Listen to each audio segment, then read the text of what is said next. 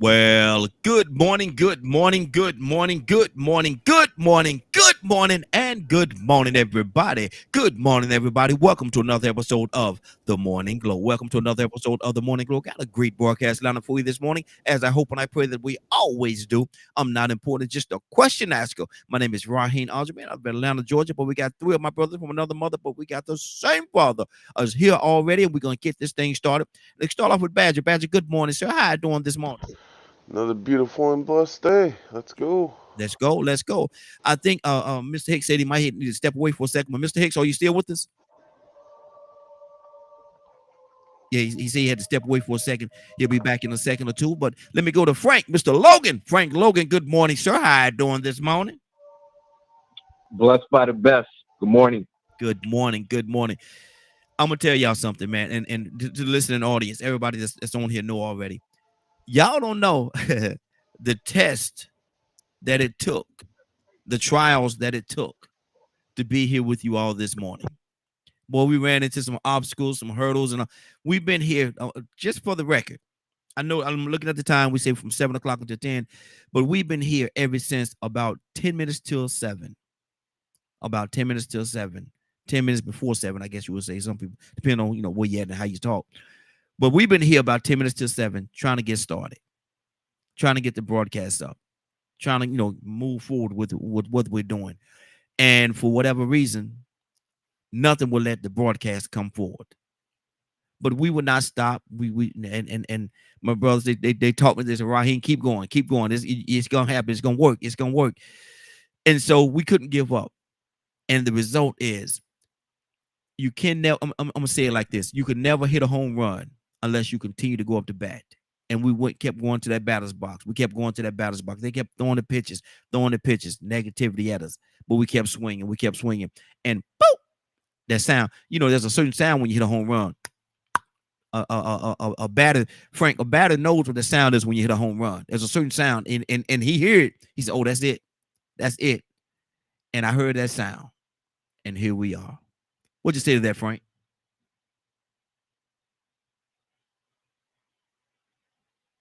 Frank, you there?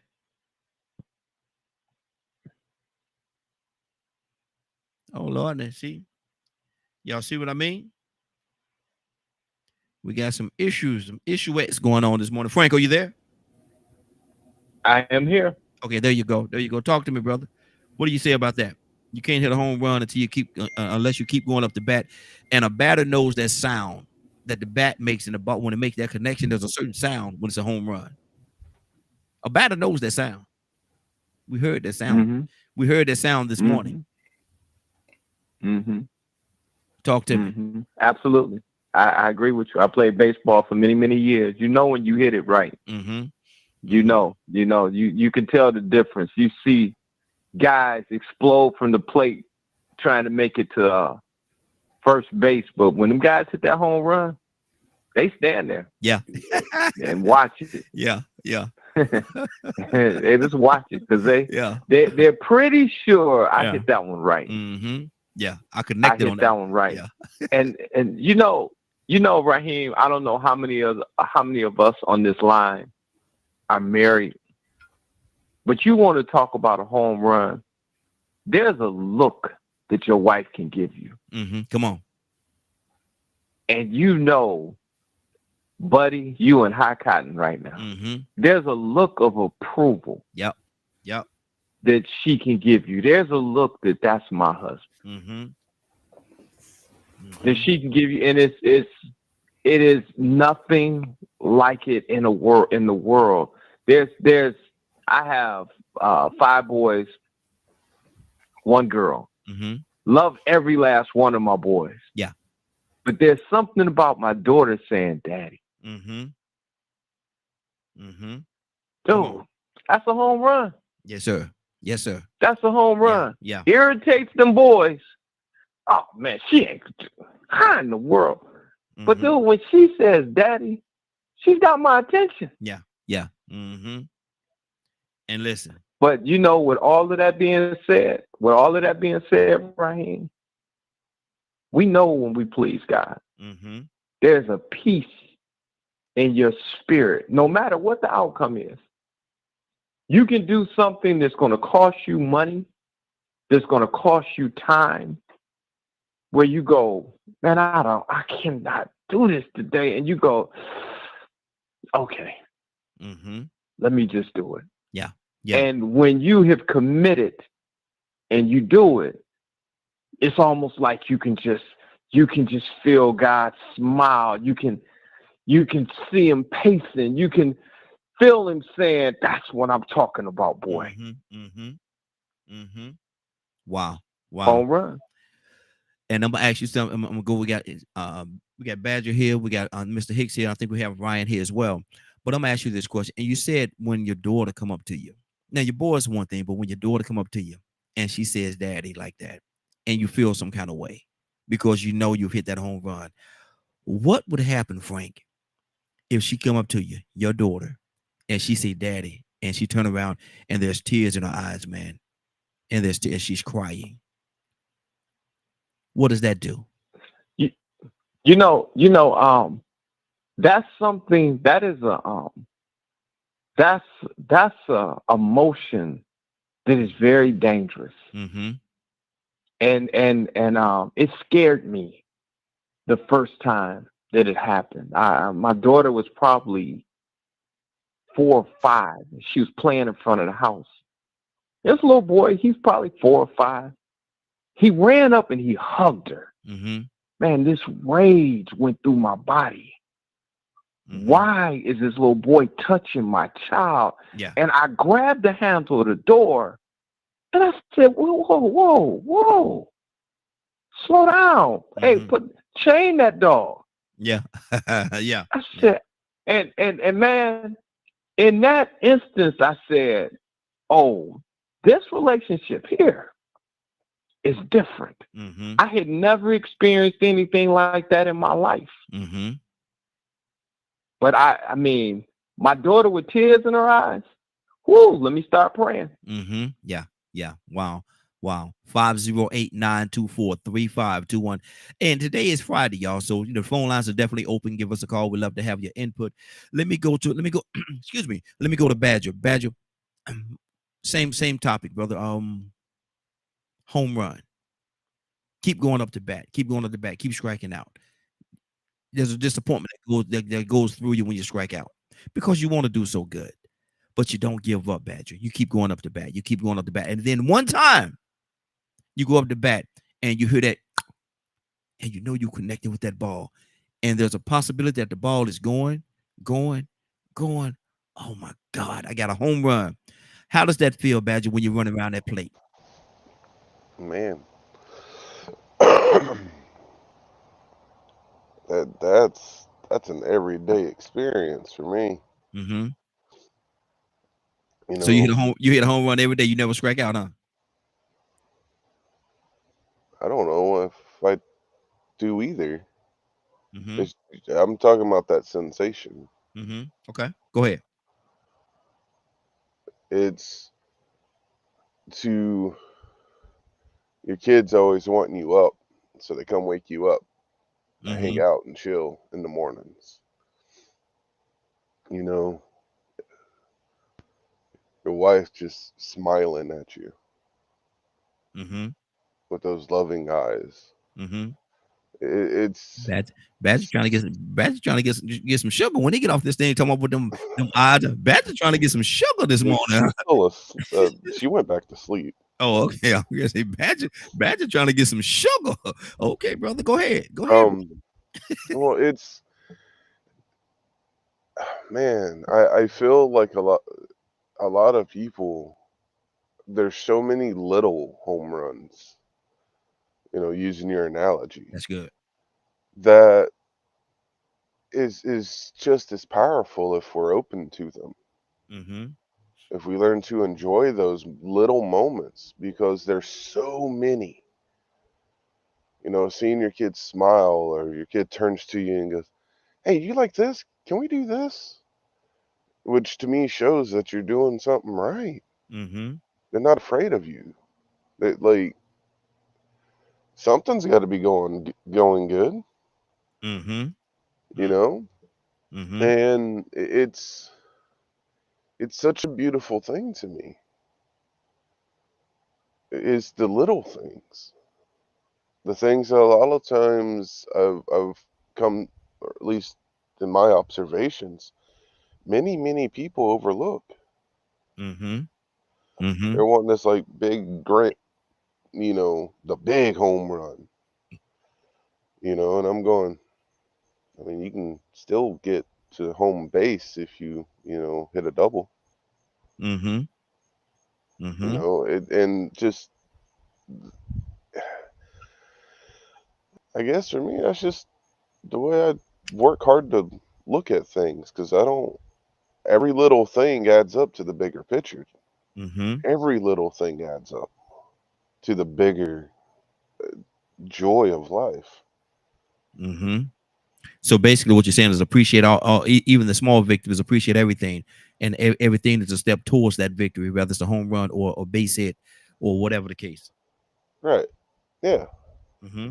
Okay. Good deal. Good deal. Mr. Hicks, good morning, sir. How you doing this morning?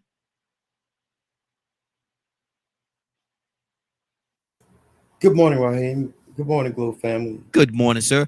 We're asking a question about making that home run, hitting that home Yeah. run, making that connection. Because you struck out so many times. You go onto the bat, you swing, strike one, swing, strike two, swing, foul ball, swing again, strike out, and you duck. You a disappointment come over you. You just drop your head and you walk back to your batter's box. Yeah. That Well, happens 10 or 12, 15 times. But then at one time you go up to the bat, and it feels a little different this time. It just feels different. And the ball coming down the middle, you got your eyes on the ball, and you're looking at the ball, you're looking at the ball. Okay, it's time, swing. You hit that ball, and you see it going. You say, "Oh my God, this might be the home run." How do you feel? How do you feel, Mr. Hicks, when you're running around that base, running around the bases, knowing you just hit it, you just got it, man, you just did it. How does that feel? yeah, that's a good feeling. That is a real good feeling, home run. Mm-hmm. But the thing is about, I read this thing about Babe Ruth and all those home run champions. Mm-hmm. They struck out more than they hit. Yes, sir. But that's part of the game. Me personally, I've been in a 4-year slump. Wow. I mean, I'd be swinging and missing. I think they're going to trade me to another team. But I'm on the bench now. Let somebody else. I'm watching everybody else. Let somebody else deal with this mess. Let another team deal with this joker. Boom. Yeah, I'm going to prep. I'm trying to figure out my problem, and I know it's a mental thing because I got all the right dynamics. Mm-hmm. I got the right knowledge, but I just can't get it. Mm-hmm.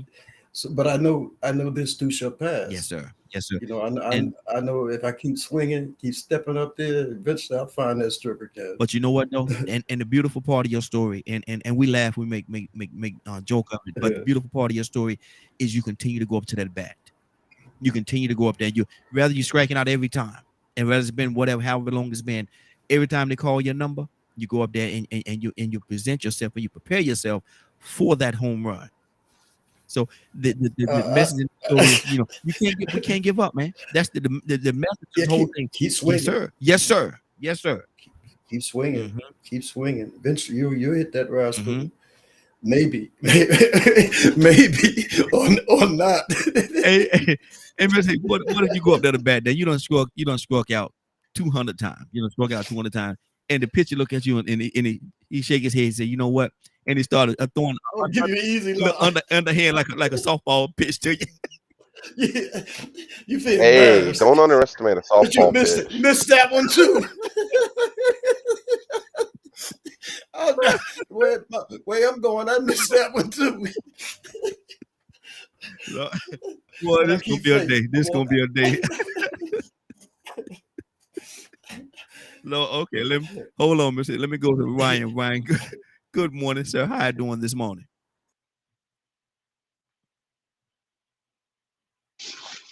I'm here. I just got back to the desk. What's going on? Man, we talking about baseball. We're talking about going up to bat, man. In a slump, Ryan. You're in a slump, man. You hadn't connected on that ball, man, in 4 games. Your team looking at you a crooked eye. Your team, saying, "Man, come on, man, you're gonna get out of this. You're gonna get out of this." Some of them trying to encourage you. Some of them ain't saying nothing to you. And the ones that ain't saying nothing to you, man, they don't got frustrated with you, bro. They fed up with you. But what happened is you keep going up to bat, keep striking out. But this the one time, Ryan, you going up to the bat this time, and it feels just something feel different. The pitcher stand there, he look at you, you look at him. He wind up, he released that ball. The ball is coming at you. You're watching the ball. You're watching the ball as it turns, and you see the rotation of the ball as it's coming to you. And all of a sudden, you round back, you tighten up, and you swing.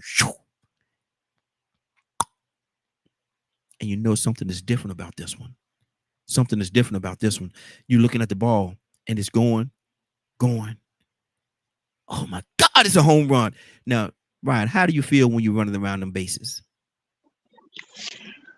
Well, if I'm looking at the ball spinning and all the threads and stuff, I'm feeling like I'm in the Matrix. Mhm. No. A baseball player will tell you that they watch that, they see that ball, they see the rotation of the ball and everything. A baseball player, a person that's serious about it. I talked to this one guy, man. He was telling me just that very thing, man. He said, man, I watch everything, even the spinning of the ball, because that says something to it. I don't know. Don't say nothing to me. I'm not a baseball player, but Frank is a baseball player, and he probably could elaborate on this as well. But you watch all those things. Frank, am I off base with that? Yeah. I used to play ball a Yeah. lot. Okay. So you know what you talking about, man. I'm just playing with you. Come on, man. Look, what you talking about, Yeah, there? you Yeah. watch the thread, you get an eye on them threads, you know what kind of pitch it is, whether it's a slider, sinker, curveball. Yeah. Come on, Ryan.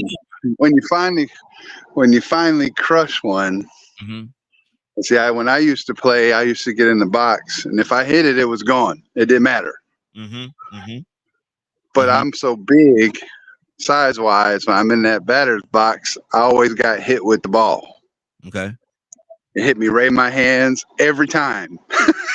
Good Lord. So, yeah, that's why my hands look like bear paws. Okay. Anyway, but no, Okay. it's one of those things, man. You walk around the bases and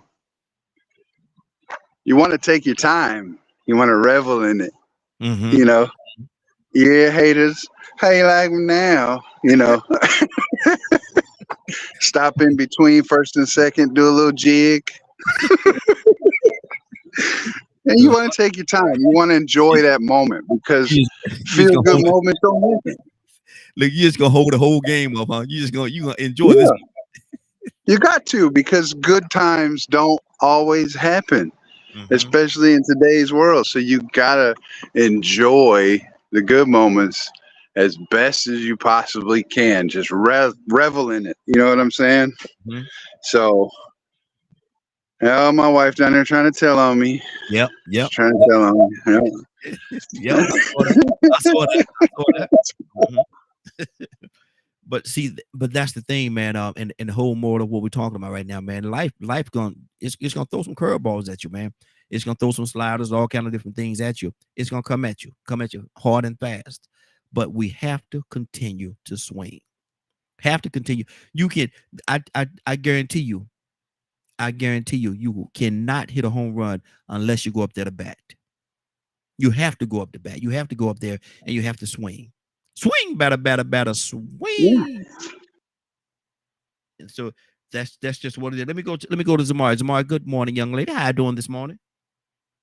Hey, how are you guys? Hey, doing good. What's that story like to you? Now you're playing. You're playing. Hypothetically, you playing. you're on the team. You struck out 3-4 games in a row. All of a sudden now it feels a little different. You go up there and you throw the ball is coming toward you, and you see it, you swing.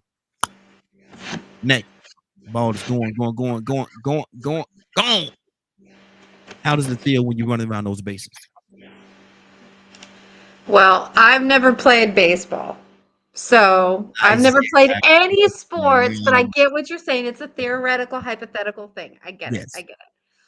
But to finally get that home run, that hit in whatever facet that this applies to life, Yes. it feels good. It feels good. You know, I mean, I know I get mushy, but seriously, I felt like I still feel like I hit that complete home run when I married my husband. Uh-oh. That is my home run. You trying to get some sugar. I'm always trying to get some sugar. Come on now. It's the Oh. best.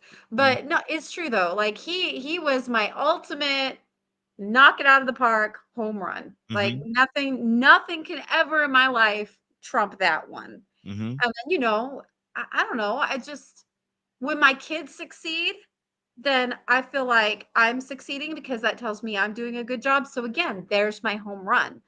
So that's in any other place in my life, I don't know that I've accomplished that ultimate home run for myself. But when it comes to my family, I definitely. And when they fumble up, it's like him missing that ball, right? And then you're just like, God, what did I do wrong? What could have I done better?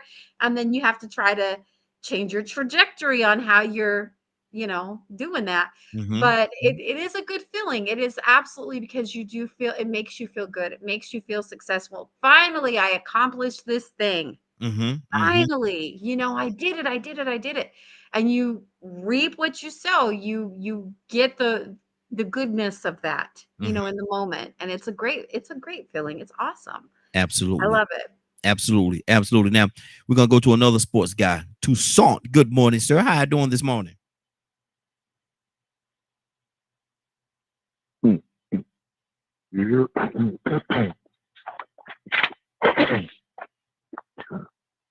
all right. I'm clearing my throat. You all right, brother? You're out. You all right this morning? You're out. Toussaint, I was telling how I was struggling this morning to get on, man, and then, you know, it was a battle. I had to keep swinging though. I had to keep swinging, and that even applies to this morning. You had to keep swinging, man, because, you know, couldn't give up. To be on time and then end up late because of a technical situation, man, that's a strikeout right there. But let's get back to what we're talking about. You're a baseball player, Toussaint, and you've been striking out the last 3-4 games. Every time you go up to bat, you strike out. This time you go up to bat, Toussaint, it feels just a little bit different. You're like, man, hold on now. I'm like, oh, and you in the pitcher, he look at you look at him, he winds up.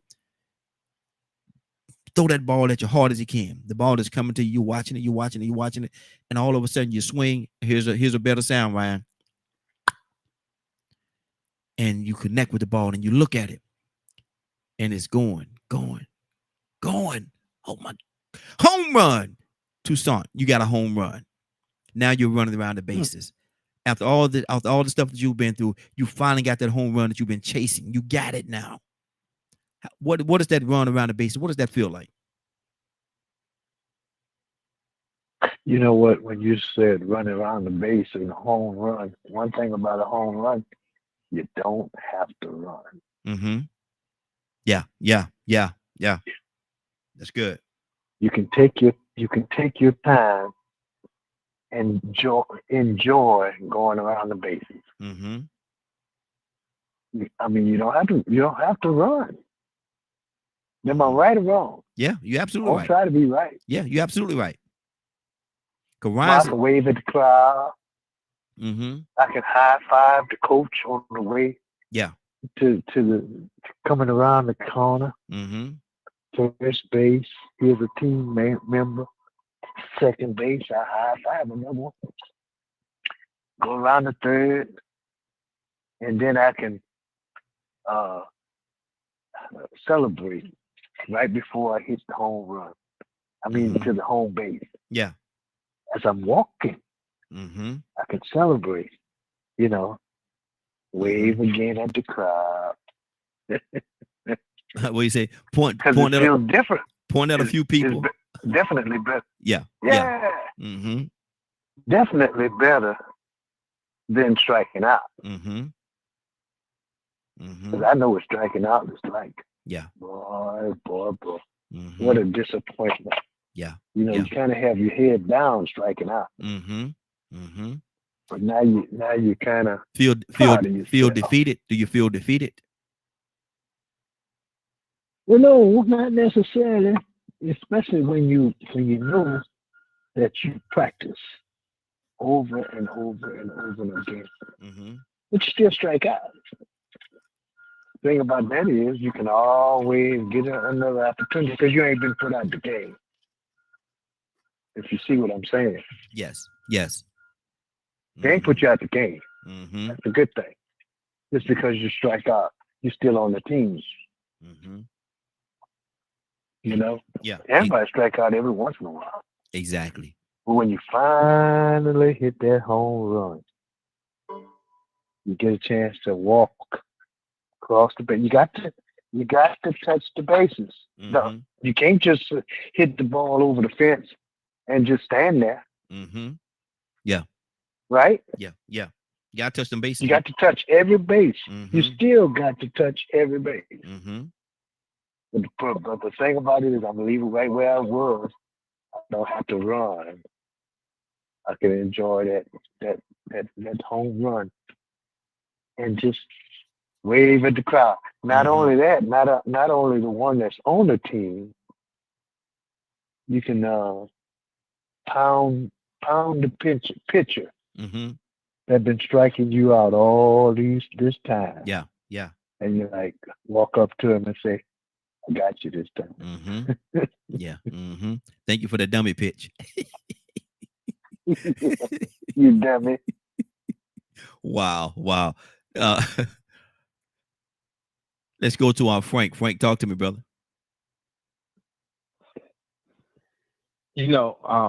Scripture says, "In all you're getting, get understanding, get wisdom." And I play baseball, basketball, and football. Mm-hmm. And played it in Little League, rec, high school football, college. And I'm gonna tell you something. When you hit that home run, or you score that touchdown, or you drop that 3 to win the game, you better know where you at. Mm-hmm. Mm-hmm. Yeah. You better watch your celebration. Mm-hmm. Because I grew up in Detroit,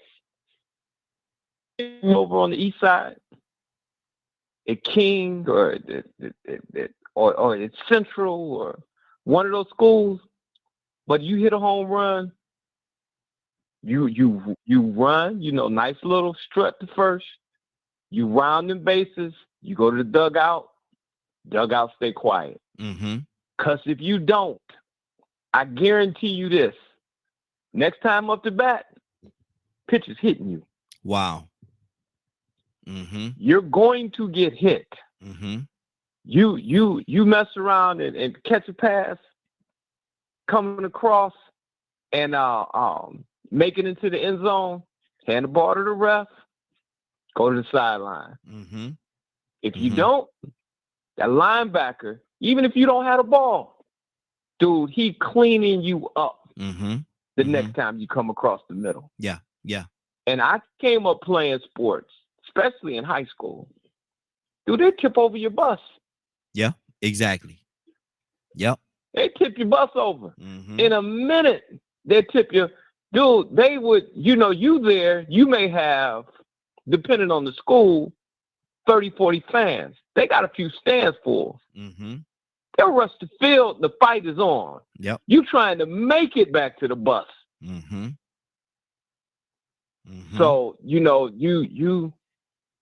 and I'm going to tell you this. When you talk about swinging and striking out, not giving up, consider Disney. They applied for a loan, I think they said 99 times, and was rejected. You want us to give you money to have a cartoon that features a rat and a rat club? No, man, we ain't. They applied over and over and over again and got rejected. Dude, Disney is huge now. Yeah. Very last time they applied, they got the loan. They just kept swinging right here. Yes, sir. They just kept swinging. And now I'm going to say this too. There's sometimes when you can swing and strike out and somebody else hit a home run and you still win. Because I can remember being at Subway with my kids, and we all bought sandwiches, and they said, "Hey, you bought so many sandwiches, you get free drinks." And I said, "Well, what drinks do we have to get?" They said, "Well, you get any drink you want." So I gave the cups to my boys. I said, "Y'all go get the drinks. I'll get the sandwiches." And I hear somebody screaming. I mean, "What are you doing? Put that effing down." And I'm like, whoa, what? Somebody's going off on somebody. And I'm still paying for the sandwiches. And I look around, and it's this guy hollering at my kids. Wow. And I walked up to him. I said, "Sir, you know, what's the problem? They're over here getting these drinks. They can't get these drinks." I said, "Well, wait, they told us we could get these drinks." "Well, these drinks don't go with the sandwiches. You got to get these." I said, "Well, I asked them, and they told me that we can get any drink." So this guy was determined to holler at my kids. So I said, "Well, sir, you know what? Whatever, they can have those drinks that they're getting that they're not supposed to get. I'll just pay for them." "No, the H you ain't. You know, they're going to put them back." And my kids are standing there. And I said, "Okay, well, let me put them in the car, and I'm going to come back and I'm going to talk to you. You can't leave." And what do you mean I can't leave? So I'm steady trying to calm this guy down. So he got me to the point where now, okay, let's both go there. You know, hey, the circus is in town now, Raheem. The little car pulled up, ring the bell, let's go. Now I'm mad. Yeah. Now I'm walking him down, and I'm saying, "Man, if you ever talk to my kids like that," I'm pointing in his face. I got this vein in my neck. And at that point, I had struck out. Yeah. I'm a horrible example. I'm losing. And my boy said, "Daddy, let it go. We don't have to get any drinks. Let it go, Dad. Let it go." I said, "What?" They said, "Come on, Pop. Let it go." And they calmed me down. Yeah. Yeah. And we left. I struck out. They hit a home run. Exactly. That's good. 508-924-3521, 508-924-3521. I know there's somebody that's listening want to comment on that particular story, because that's powerful. And that's absolutely true. We have to have somebody in our corner at all times that has that level mind, that's level-minded enough to get us out of those situations that we sometimes jump into. And he tried to avoid it at all costs. But the other individual sometimes was tugging, and wouldn't let it go. I don't know if I would have had the strength to let it go that far. For, I see them yelling at me, "Hold on, man, hold on, bro." And so that's a whole different. I'll compliment you for being able to hold it out as long as you did. But we know that I'm reading what's on the screen as well. We know that sometimes life happens. Leonard, good morning, sir. And oh Lord. Leonard, good morning, sir. How you doing this morning? Don't tell him what Leonard about to say. Good morning, Raheem and the Morning Glow family. Leonard, we're talking about baseball, and hypothetically, you're a baseball player. Don't know if you was or not. Don't know whether you was into sports, but you struck out 3 or 4 games in a row. Every time you went up to that plate, you swung, like you was fanning the people, missing all parts of the ball. You go up, excuse me. You go up to the bat this time. And somehow, Leonard, it feels a little different. It feels different. You feel different. You stand there, man. The pitcher look at you. You look at him. He do that wind up, and he throw that ball hard as he can throw it. It's coming at you, coming at you. You watching the ball. You watching the ball. You take that step, and you swing. Hit that ball, Leonard, and it's going. It's going. And what do you know? It's gone. It's a home run. Leonard, now you know what it took to get you to that point. You know all the times that you struck out, 3 or 4 games. Now you got that home run. How does it feel when you're running those plays? Finally, maybe you'll keep playing. Mm-hmm. You know, but you finally hit it. One thing about baseball, I ain't heard a good baseball story since Casey in the Bat. You remember that? It used to be Casey at Bat used to be required reading at one point. Mm-hmm. And it was about this poem, and it was about baseball. Okay. And that's the only baseball analogy that I remember. And one thing about baseball, it's not based on everybody getting a hit, really. Mm-hmm. Because if you look at it, very few can brag about how many hits and home runs they have. Mm-hmm. That's just how it's a team. But when you get up to bat, it's about you and that pitcher. Mm-hmm. Mm-hmm. And it takes so much. People who've never played it don't realize how much coordination it takes to hit a baseball. Mm-hmm. Yeah. It ain't easy. There are people that go for a long time without a hit, depending on that pitcher. Mm-hmm. First off, you have to realize, I remember when I first started playing baseball, we had a kid so fast, I simply could not see it. Good Lord. He was just that fast. In junior high school, he was throwing the ball around 80. Good Lord. Yeah. Before you know it. We were kids. Mm-hmm. But once you start practicing, it's just like golf. Then you start getting a hit. The only thing about golf is just you playing yourself. Mm-hmm. In baseball, you got somebody throwing it. Mm-hmm. Mm-hmm. And that's the biggest thing about it. That's the relationship, the pitcher and the batter. Yes, sir. Everybody else just standing around watching the game, it seems like. Mm-hmm. But it's something about that relationship between the pitcher and the batter, I think, that makes baseball a story to tell. Mm-hmm.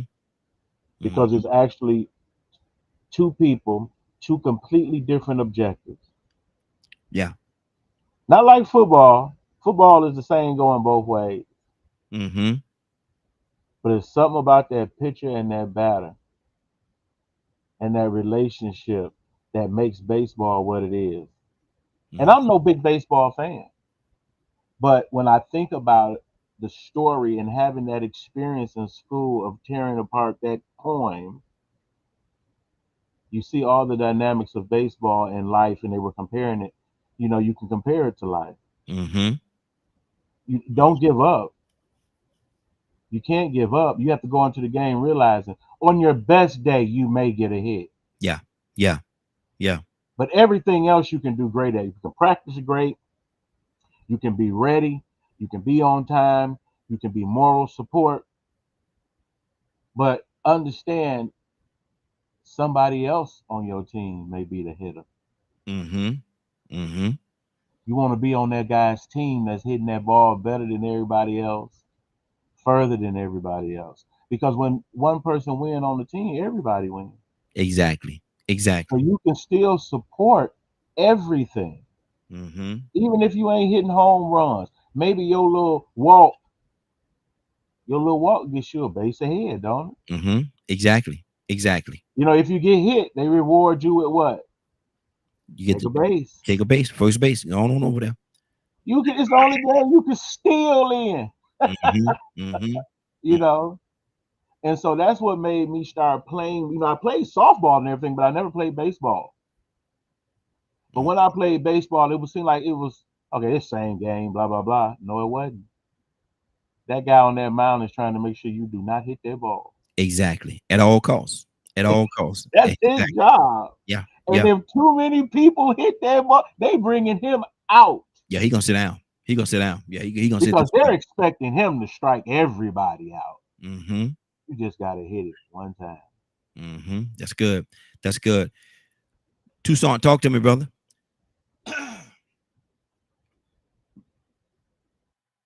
So we just baseball because I I don't know. Um, I ain't played too much baseball. Me either. Unless we was playing on, we played street baseball. Boy, I tell you what, that was pretty good. That's called stick. That's called stick ball. You ain't playing no baseball. That was stick ball. No. We went actually to the store. Matter of fact, here's what we would do in our neighborhood. First of all, we'll find us a field. We'll tear up daddy lawnmower. We'll mow the grass, and we'll make us a baseball field with the bases, and then we'll go to the store, buy a good bat, a good ball, and we'll get teams from different neighborhoods, and we wouldn't study no video game. Yeah. And we actually played the games. And wasn't nothing like rivalries in the neighborhood. And we get struck out. Yeah, I know what it is to strike out, but when you learn how to when you learn how to hit the ball, you have to watch it. Fastball, curveball, and all that kind of stuff. And he'll strike you out a couple times, strike you out a couple times. You got accustomed to how he was doing this thing, and then you finally get your hit. And then you get your bragging rights. Well, I don't know about baseball and football. I used to be pretty good at football, but when I was at practice, the coach grabbed me around the collar. I said, "Oh, hold up." I said, "My daddy don't grab me like that. I don't think I'm gonna be playing no more." Yeah. So I started running track. And one thing about, and I don't hate to change the subject, but I'm talking about the sport I was in.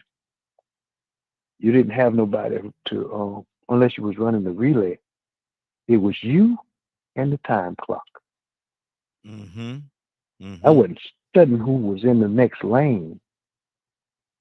It was what the record was. Yeah. And I was looking at that trophy shelf.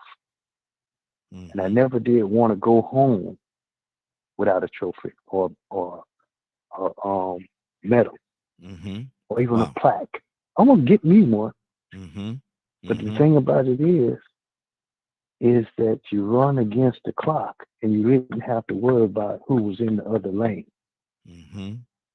That's good. Get to the finish line.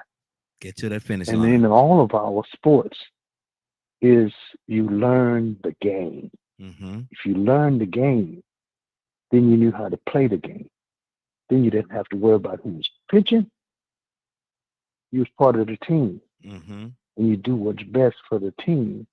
So the best thing about all of it is go to practice. Sure, practice. And then get good at it. Exactly. Get and better. Then, hey, every once in a while, you get that home run. Back to your little subject. That's good. Anyway, go ahead. That's good. That's good. Silence out. Badger, talk to me. Man, I was sitting here thinking, man, if I actually picked up a bat and went up to try to play baseball again, I don't even think I could swing the bat anymore.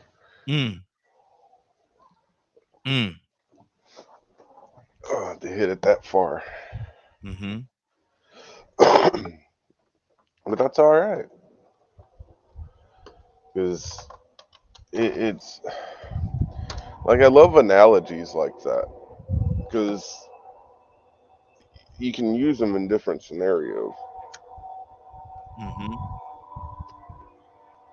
I wish this train would stop. It's the beauty of learning to see when we hit a home run. Using that analogy.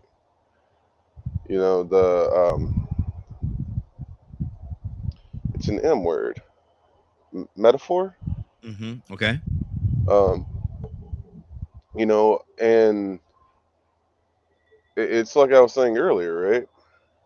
We had a whole bunch of small home runs that a lot of people don't even pay attention to. You know, like something that happened yesterday, right? That Ryan turned on his cam, and we saw that thing on the fridge, right? Yes. That was a home run right there. Absolutely. The way Ryan smiled, that proudness. Why wouldn't that be a home run? Does it really have to be something, you know, that's big and extravagant? Extravagant. Yeah, thank you. Mm-hmm. Well, why the I mean, to me, isn't it a home run to be able to wake up to your family? It is. It is. So That's one of the reasons why, you know, I wanted to acknowledge the fact that, you know, I did see that, man, and I didn't know who did it, but you know that you're absolutely right. That was a home run. It really was. you know, to support our kids and then see our kids succeed. You know, we don't have to be billionaires, you know, or any of that kind of stuff. As long as we're putting a roof over our kids' heads, we get to wake up to them every day, wake up to our spouses. I I can't think of anything better than that. And then we do our best and see how the seeds have grown.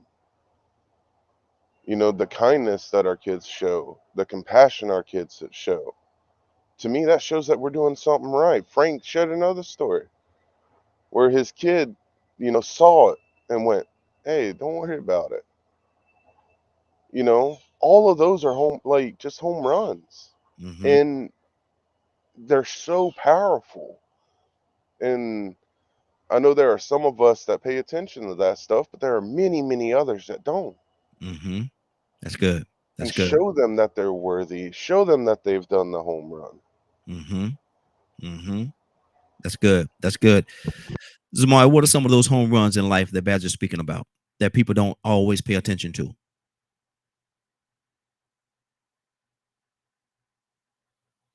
I'm here. I'm here. Sorry. I'm cleaning.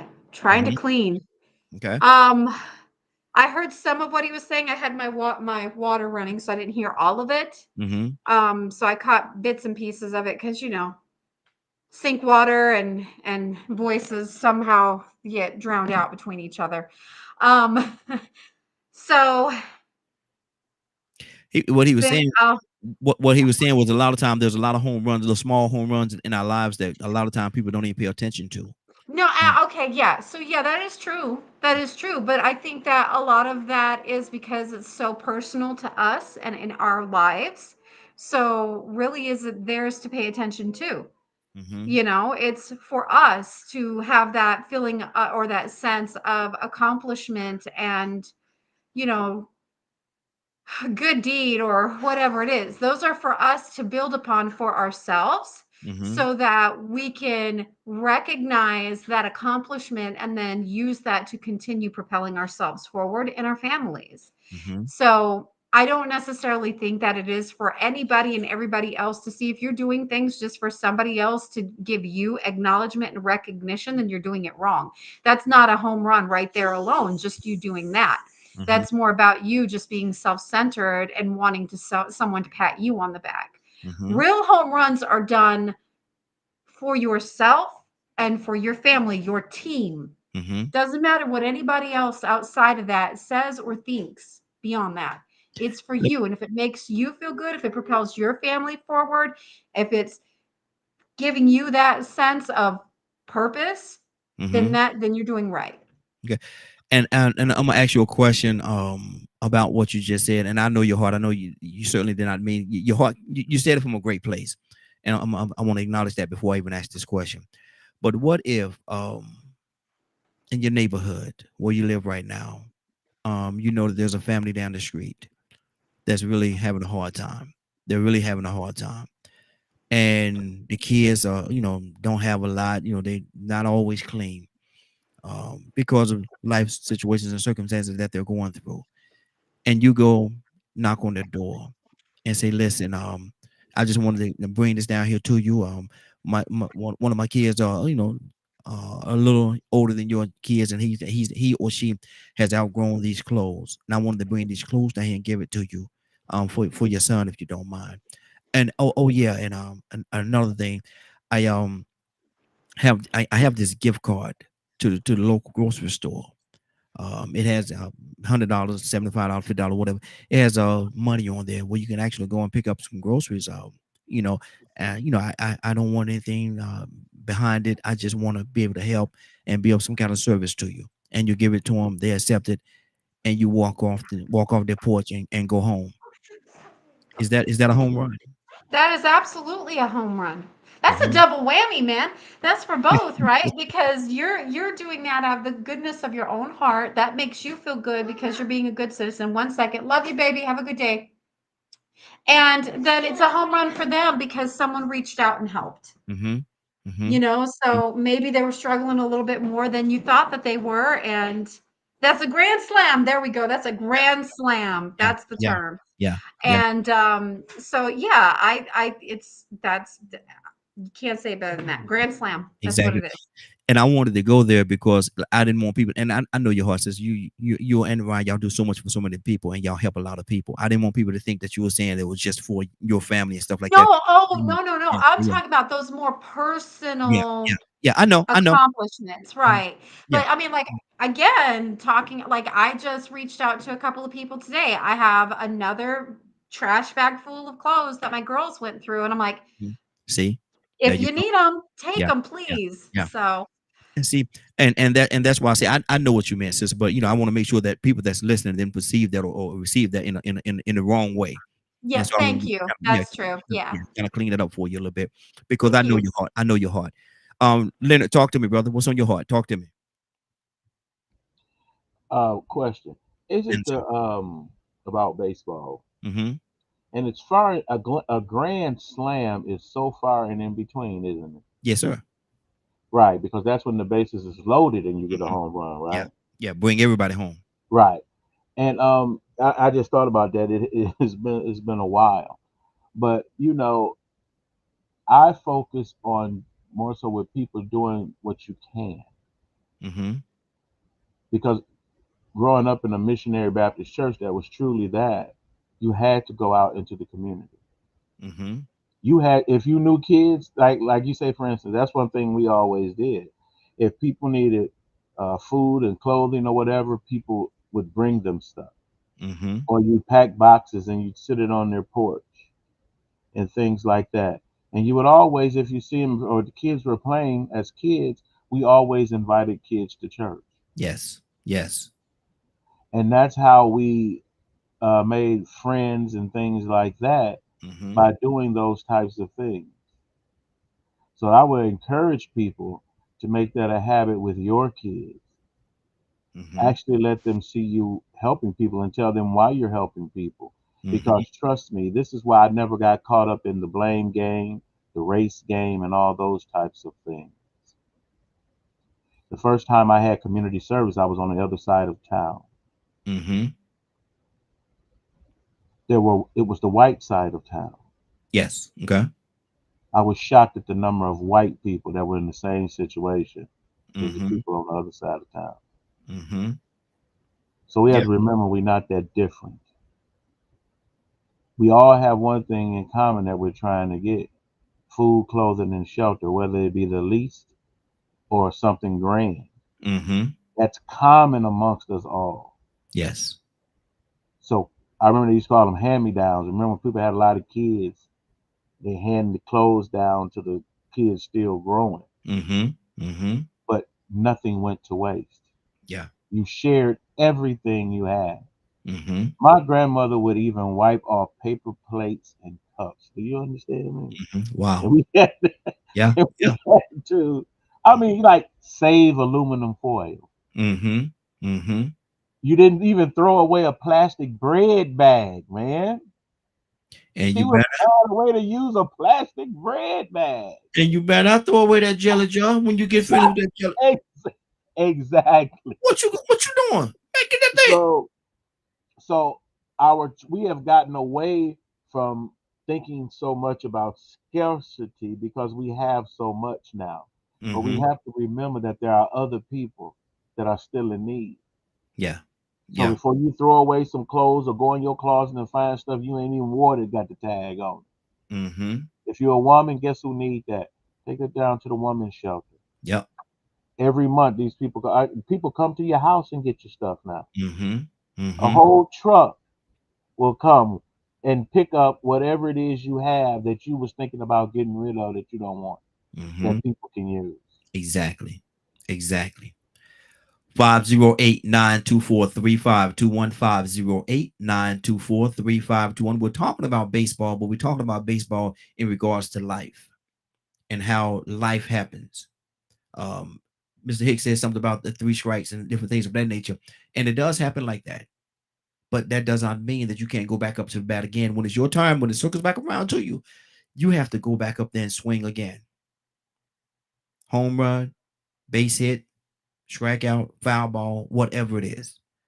You have to continue to swing. Mr. Hicks, talk to me, sir.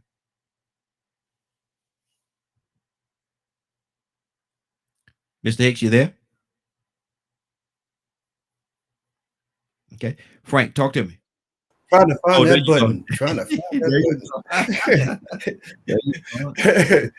button. Hey, for the young fellows online, the young folks on the Mhm. line, 1967, The Intruders. Love is just like a baseball game. 3 strikes, you're out. Wow. Whether you win or lose. You know that, right? Man, You don't remember that? no, sir. You don't go back that No, far? sir. Oh, No, sir. man. No, sir. But No, sir. I was thinking when I was 9 years old, my father, his friend from the job, Dick His, was on the baseball team, and he wanted me to get on the team, Mhm. right? He bought me a little cheap glove, right? When I didn't know it was a cheap glove till I got around the real players. They just laughed at me about my glove, right? And shoot, I was in the right field. I handled right field, man. And a ball couldn't get past me. I would run, I catch that thing. They said, "Man, this guy is good." My problem was when I got up to the bat, and that rascal was throwing that baseball. I kept going to my head about the other guy on the team, right? Had this knot on his head, right? When I first I said, "Where'd you get that knot from?" He said, "I got hitting it the baseball." Wow. I said, "When?" He said, 2 years. He still had the knot, right? So although I'm standing at the I couldn't get with that. I couldn't get with baseball, football. I mean, basketball, my game. It made sense in wrestling. There you go. But yeah, but there are many times, and you know how's that? Most times, a home run is rare in my life. I mean, when I've had them, they've been extreme, and I know it was like a body and mind was aligned. You know, my physical and my mental was right there. My expectation and my belief and confidence was there. And when it happened, you know it's something that came through you that happened. You're sort of humble with it because I didn't do that. I really didn't do that. I did all emotions, but I had everything aligned, and it worked out. But them base hits and those singles, they great too. They're good for the team kind of thing. But yeah. Absolutely. Man, 508-924-3521, 508-924-3521. Give us a call. We'd love to have your input. Frank, talk to me, brother. Man, this topic is so rich. I hate we getting feedback, but let me say this. Baseball is 9 innings, right? Yes. And sometimes it may go into overtime, right? It may go into extra innings, right? I thought about this, man. When in the house we just moved from, we were there for 18 years. We had a new family move in, and the wife was in the backyard trying to start the lawnmower. Man, this joker would not start. I mean, she's out there just working as hard as she can. She's pulling it, nothing. So I grabbed my starter fluid out the garage. I said, "Ma'am, can I help you? Can I try to start it?" Raheem, she told me if I need help, I have a husband. He'll help me. Wow. I said, I'm sorry. I put my starter fluid back up, and I went back to doing what I was doing in the garage. About a half an hour later, her husband comes out, and he starts trying to start the lawnmower. And I said, hey, man, I got some starter fluid. He's like, really? I said, yeah. I said, give me a minute. I went around. We got the lawnmower started the conversation. And we were really friends. But every time she would see me, she knew she had kind of bit at me, so she felt a certain way. Yeah. But over time, it lightened up. And we had a power outage in Detroit and the surrounding areas. And their power went out along with ours because they were right next door to me. So I started up my generator, got my house going. And then I saw them walking around. I hollered at her. I said, hey, where? I almost said his name. I said, hey, where's such and such? And she said, he left us. Wow. I said, he what? She said, he left us today. He left. He packed his stuff and left. So I called him. I said, hey, man, you know we got a power outage, right? He said, yeah, man. I said, where are you at? He said, oh, man. I said, oh, no, dude. Come on. Meet me. I'm about to go get some gas for this generator. Let's talk. I met him. We got together. He went back home that night and never left again. Wow. But see, if I would have quit the game in the first inning, come on. They had a baby after that. They're together now. They're one of our dearest friends. All of us get along really well. Their daughter calls me Uncle Frank. And it's just a wonderful, their son's in California. He calls me all the time. I was training him for a while. But if you give up in the first inning, come on. You may not feel the impact of it. But it definitely may impact somebody that you're supposed to help. It definitely may have an effect somewhere else. If I get in my feelings and saying, okay, I hope you don't ever need nothing. If you're walking in unforgiveness, dude, you're going to actually lose the game that matters. Yep. And I'm going to tell you this, Raheem, and I'm going to let somebody else talk. You never know in baseball who can play the game until they get hit by that ball. Because when that hard ball hits you, it's something different. Oh, it hurts. You've never felt pain like that. Oh, it hurts. Yes, sir. You have never felt that type of pain. Whether you squared up and it takes a bad hop and hit you in the head, or you just don't play it right and you get hit. When that ball hits you, okay, now we're about to find out if you really want to play this game or not. It's the same way in life. When you take a shot, there's a decision you got to make. Yeah. You're either going to lay down and be the victim from that point on, or be in your feelings, or you're going to get up and dust yourself off and keep playing. Exactly. Baseball, man. Baseball is very complex, and when you relate it to life, it ties in. It really does tie. I heard a lot of people say, man, baseball is life. And I know what they mean now. I know exactly what they mean. Now, Ryan, talk to me, brother. Michael Franks. Absolutely. Life is like baseball. Exactly. Ryan, talk to me, brother. Yeah. They don't know about Michael Frank ain't lying. That ball hits you, it's a different level of pain. For sure. Sometimes you just gotta walk off to the base, take your freebie. Sometimes you see that look in the pitcher's face, and then you get hit with that ball and you charge the mound. You know you did it on purpose. It was intentional. Yeah. And then what? Tell me that's not like life. Somebody do something to you on purpose, you get mad, charge the mound. Oh man, I can't tell you how many times I charged the mound.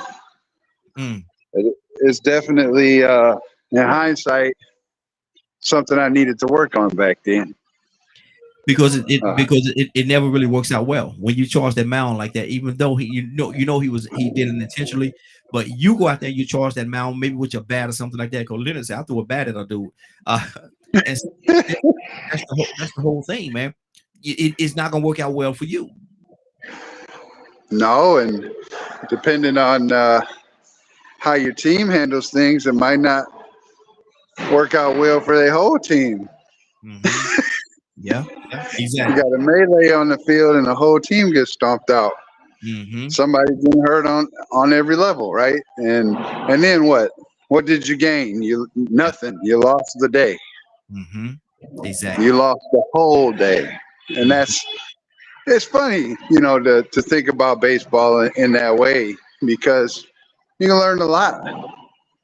Yeah. In hindsight, you never learn it in the moment, right? It's always later on down the line. Man, that could have went a whole different way. We'd end up spending the whole day playing ball. Everybody would have got along, win or lose for the most part. But then you think about today and how things are. Somebody was talking about trophies and medals and ribbons earlier.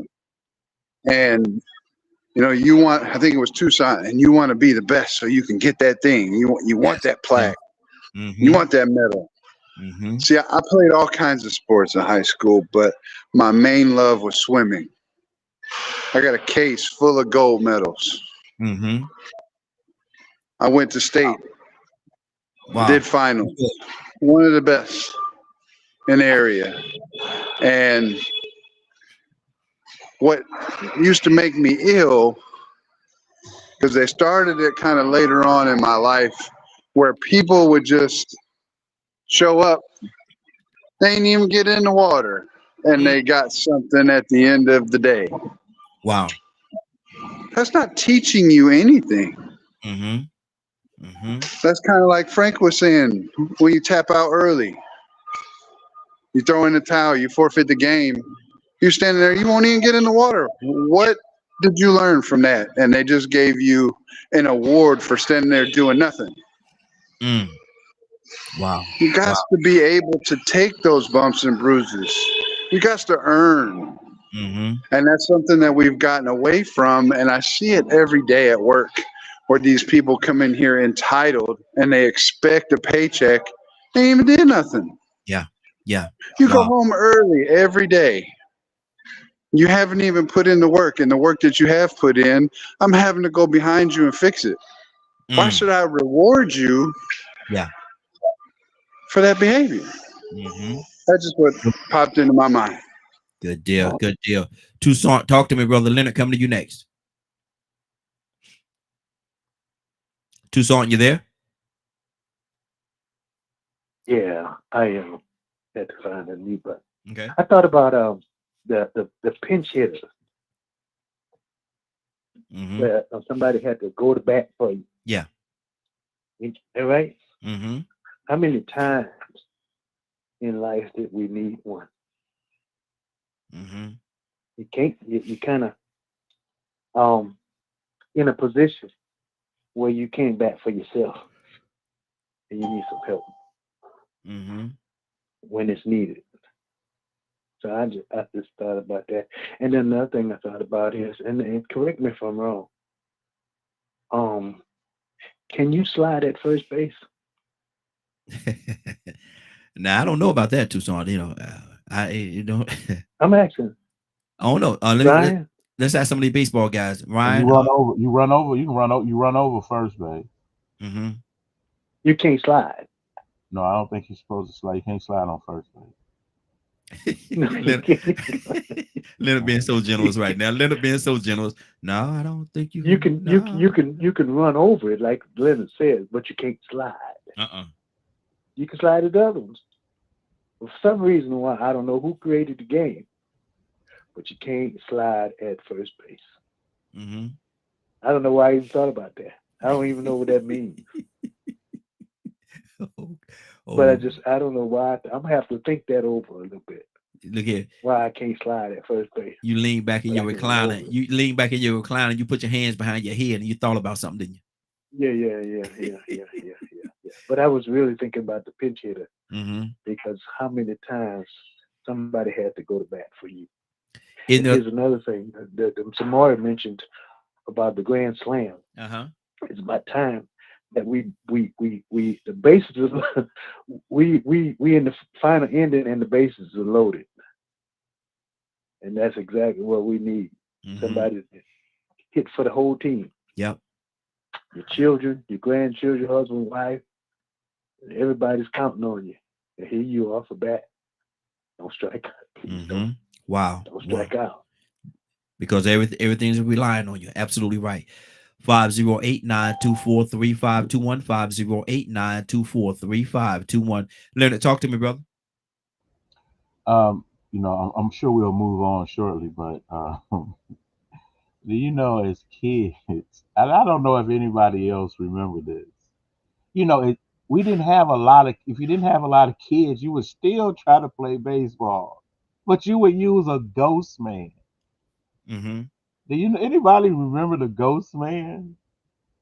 That's when you didn't have enough people, and you would hit the ball and run to first base, and then come back. But you knew it was you call a ghost man on first base because you didn't have enough people to play.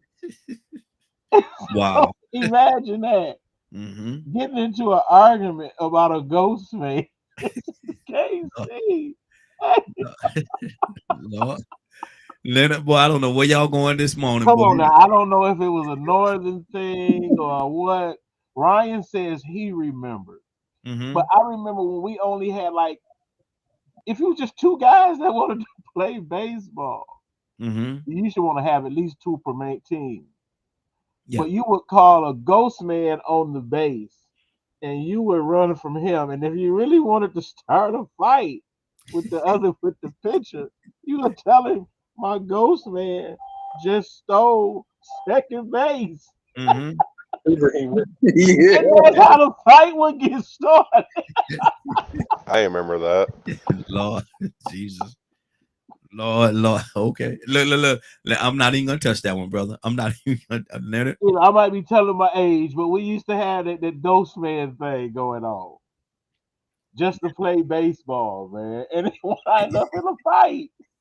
Y'all gonna fight because of a ghost man. He just stayed in the home. Right. Lord Jesus.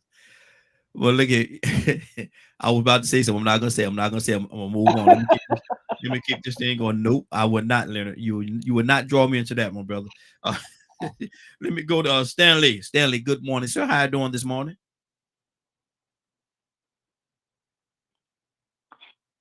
Morning, man. I'm good. How you doing? Hey, doing good. We're talking about baseball, and Kurt, coming to you next, brother. We're talking about baseball. Then we're gonna actually move to another topic. Well, we're talking about baseball right now. Okay. And how in baseball, you know, you hypothetically has had a bad series, 3-4 games back to back. You struck out every time. Every time you went up to that bat, man, you struck out. Drop your head, man. Lower your bat and walk off the field. Walk back into the bat, right back into the dugout. But this one time, Stanley, you're coming up to bat, and it feels a little different. It feels different this time. You go up to bat, man. You look at the pitcher look at you. He he released that ball hard as he can. It's coming at you. You see it. And all of a sudden you lift your leg, Stanley, and you swing with all you got. You hit that ball. And it's going. Oh my God, it's a home run. Stanley, how do you feel knowing the history that you had up to that point? How does it feel when you're running those bases? It's just like life, man. You keep swinging. That's probably one of the best feelings you'll ever have when you succeed. You've been striking out for 10 years, 20 years, and you finally hit that home run, and your business takes off, or your marriage takes off, or your life takes off, or your job. You know, you get that promotion, and that's just part of life, man. You keep swinging. It's the same in basketball. When they tell a shooter, you got a 3-point shooter, he don't win 10 games and not made one 3-point shot. What they tell him to do?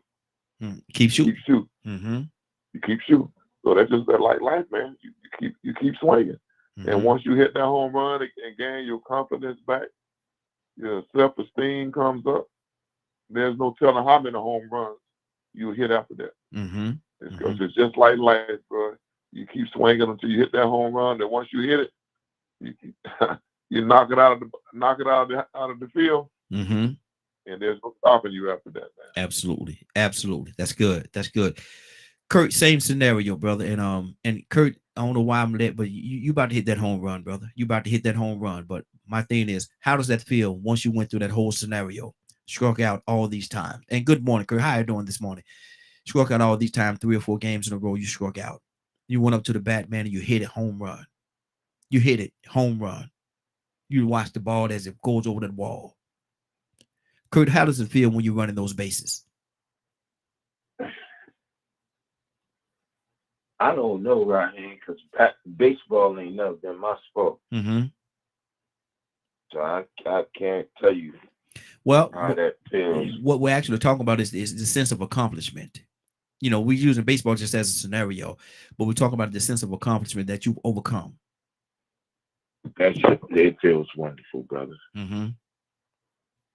I'm just going to keep it real. It feels, oh my God. Oh my God. If you're a believer, you can't help but just give him all the praise in the world. Man. Yes, sir. Yes, sir. Come on, Kurt. Come on, Kurt. Come on, brother.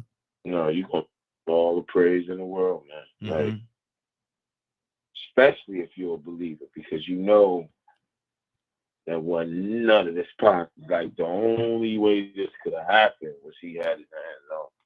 Hey, Kurt, can I Kurt, can I take a second? Can I personalize this thing for a second, Kurt? Can I personalize it for a second?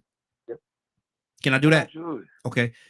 Yeah. Kurt, you've been acting for 30 years plus, right? You've been acting for a long time. You're at the Oscars, and you're sitting there. You're dressed to the nine, man. You and your first lady, man. Y'all are dressed. Y'all are there. Y'all got all your support team is there as well, and they get to your category. This is your first major project, and they say, and the winner of the leading male for 20 whatever is Mr. Curtis McNeil. The crowd goes crazy, Curtis. The crowd goes crazy. And you're in that moment. Kurt, you know you've been doing this thing for a long time. You know how much work you put into this thing. And now you're being acknowledged as the winner of an Oscar. What does that walk to the stage feel like, Curtis? Man, somebody might have to carry me. Wow. They might have to carry me, man. Real tough. I don't even know if I'll be able to make it. I'm just gonna tell you, somebody might have to carry me, man. Yeah, that's sad, man. Somebody might have to carry me, man. I'm gonna keep it real, man. No shutting beside me. Boy, you better be standing right beside me, because somebody gonna have to carry me, man. My legs gonna be shaking and wobbling bad. But I need you to be there anyway, because I might say something I don't need to say. So, man, somebody might have to carry me, man. Wow. I don't know what else to say, Ryan. But somebody's gonna have to carry me. But that moment, Curtis, what does that moment? What does that moment, knowing what you went through, knowing all the stuff that you put, knowing all the sweat and tears and everything that you put into this thing, what does that moment feel like? I don't know, because I ain't had it yet, but I can tell you I had something close to it. I had a piece that I did, and I was just, I don't want to say joking around, but you know how you tread in the water. Yes. So I was just treading in the water at the entertainment world. So my spirit said, man, go and submit this to this film festival. So I submitted to the festival, right? And sure enough, it came back. When it came time for them to judge the competition or whatever, film came back. Now, I didn't win, but I won a bronze a bronze. I won a bronze star for best directed film, and I was like, oh wow, like, and I start like thinking that I wasn't gonna win anything, and that they came back. I was like, oh snap, hold on, you know. But with Courageous really kind of took me somewhere, man. That piece won like 22 different awards. I won like 3 different best male actor, best lead male actor awards. I won 3 of them. So, like, man, when I got the text that we won and what we won for, I was driving. Man, I had to pull a car over, man. Yes, sir.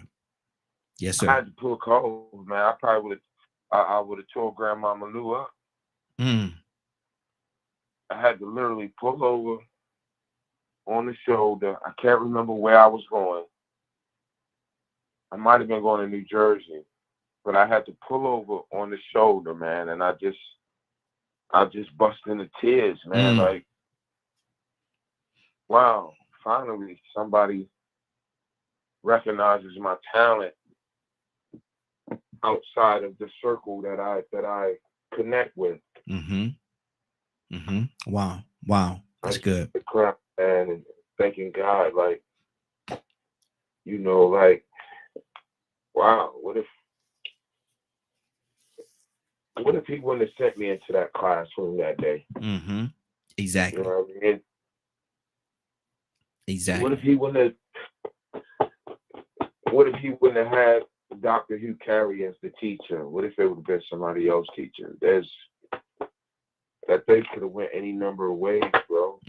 What if I didn't get the chance to meet Raheem? What if I, you know, I mean, wow. That thing I have met just about every powerful person in my life through that squared box. Wow. To God be the glory. To God be the glory, brother. Badger, I know you got to go in a minute. Badger, what's on your heart? Could you ask what you asked Kurt? I think I missed something. No, I was asking him about Kurt has been acting for like 30 years, and I was asking what would it feel like if he won an Oscar, and what would that moment be like? Yeah, that would be awesome to see.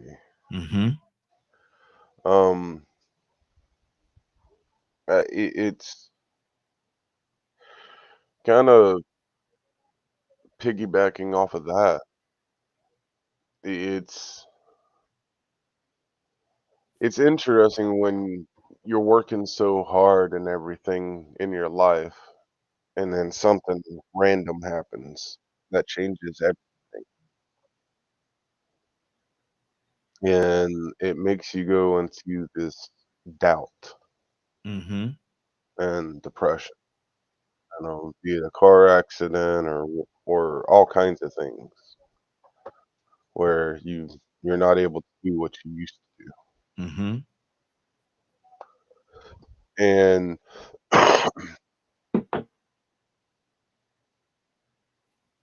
in its own way, learning that there was a purpose for it, learning to become aware of that purpose is another type of home run. To learning to overcome those things, work through them, to live through them. You know, there are so many amazing things that happen in our everyday lives, and our experiences are, each our own. But at the same time, those experiences that teach us and guide us, that helped us understand what hitting home run was, were also, in a weird about way, we end up sharing it with others, and it helps them learn how to see their home runs. which boils down to what I say all the time, and I've been saying on this show for a long time. Be responsible for yourself and 2 others.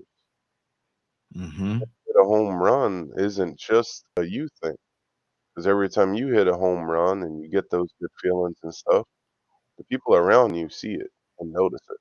Mm-hmm. Uplifts them and helps them see theirs. There's nothing in this world we do that's truly alone. Mm-hmm. Wow. And I know you have an appointment you got to go to, Badge, and Yeah, definitely I'll be listening in. good deal. Have a blessed day, everybody. You do the same, brother. You do the same. Frank, talk to me. Tucson, come to you next. Man, you know what? I was just thinking about the majority of the time, home runs don't win games. Mm-hmm. It's momentum and singles.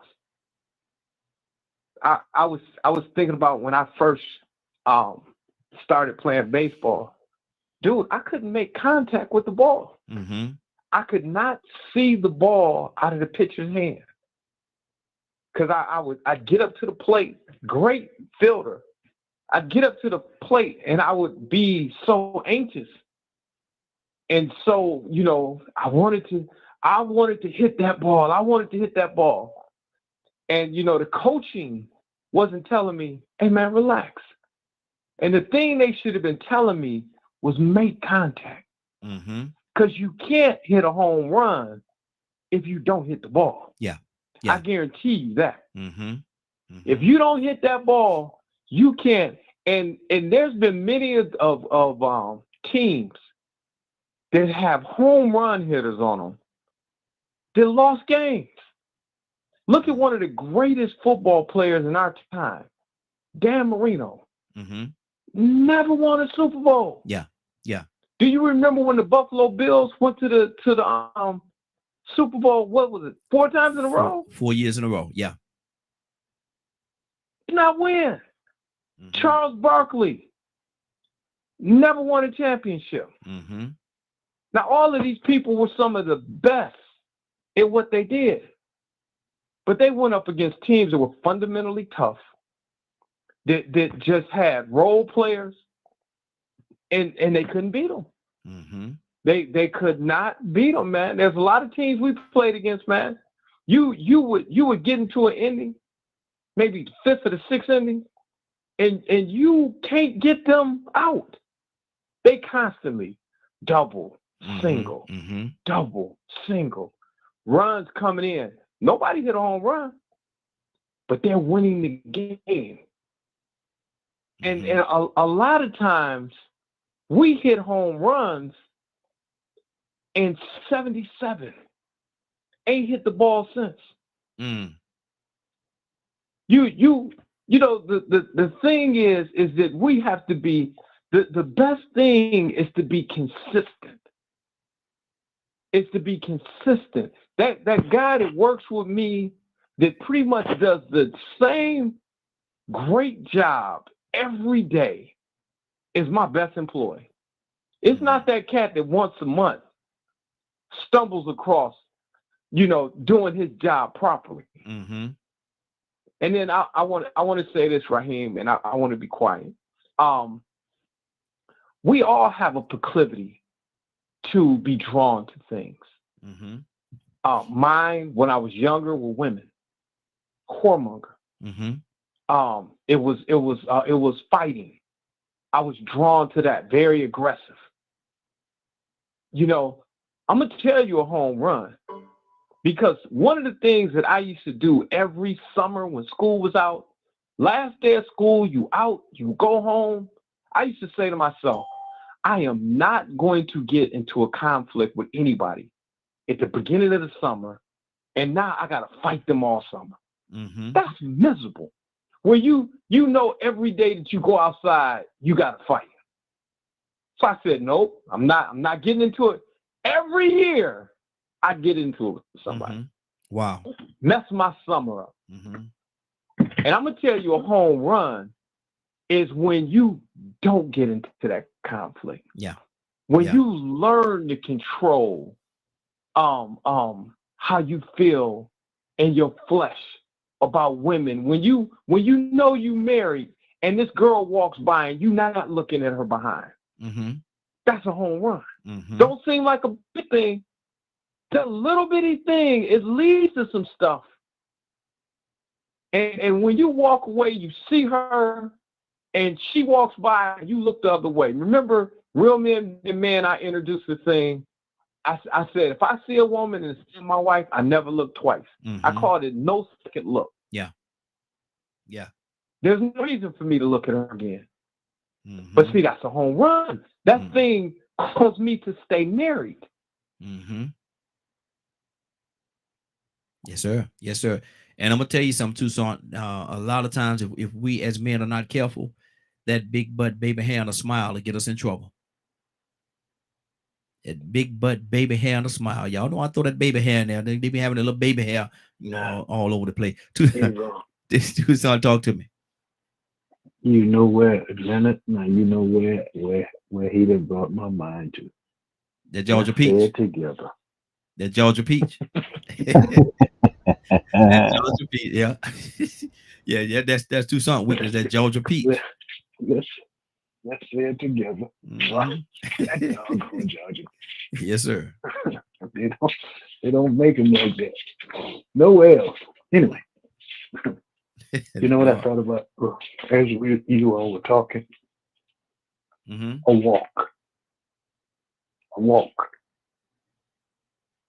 It's a walk when you don't necessarily have to swing. And you don't get struck out.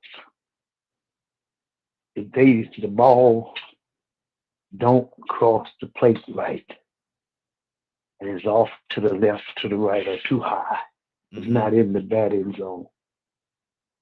And because the pitcher did that, you get a chance to at least get on the base. And sometimes in life, I believe that we get a walk. You know, it's necessary in the game. It's part of the game. I be thinking, sometimes I just go way out there and I just think about this crazy stuff like that. Because at least I didn't strike out. Yeah. You know what I used to like when I did play baseball? The fact that if I could hit the ball to the shortstop, I could at least get to second base. Gotta be pretty fast. Gotta be moving. Gotta be pretty fast. Yes, sir. I think I'm just off noise. I know it. But I was quick on my feet. Okay. I'll be thinking of it. And you know, is the way that you stand would be beneficial to where you hit the ball. Put your foot to the left a little bit, or you put your foot to the right a little bit. You can control the angle where the ball is going when you do hit it. And I used to aim to hit the ball just enough to go around in bases. I'd get past first base. Okay. I could just hit it right. But it's the way I put my feet that made the difference. And in life, you have to have your footage right. Come on. Yeah. You know what I mean? You can position yourself to, you know, maybe the guy on first base or the third baseman, maybe he can catch a little bit. But if you can get between the two of them, or even between the ones that's on the, you can hit the ball just right so that you can get to base. That's in life. That's the way. Base, you know what I thought about? And I'm going to shut up. Baseball, hot dog, apple pie, and Chevrolet. Wait a minute now. What that was? Baseball, hot dog, apple pie, and Chevrolet. Lord Jesus. Look. Oh. Okay.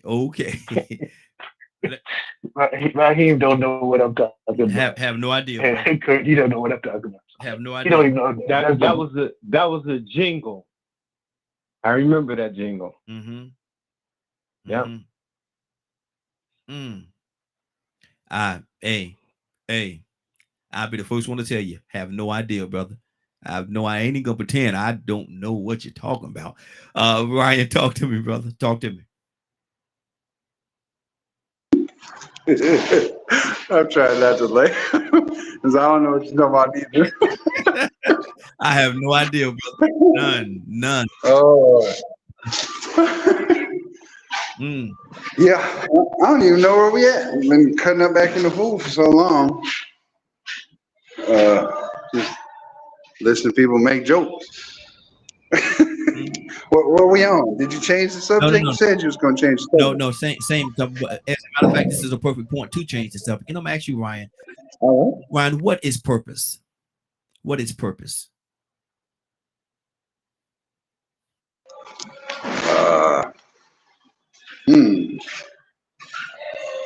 Purpose is, I don't know. I know what the definition of purpose is, but I think you're trying to go a different way because you're always trying to play games. So, what you mean? What you really say? I think for me, purpose is, why do I get up every day? Why do I go to work? Why do I help members in the community? There's a purpose. Mm-hmm. And a lot of times, as human beings, we don't really even know our purpose. Mm-hmm. We just be doing things. Mm-hmm. We just be doing things, right? Yeah. Because either we get that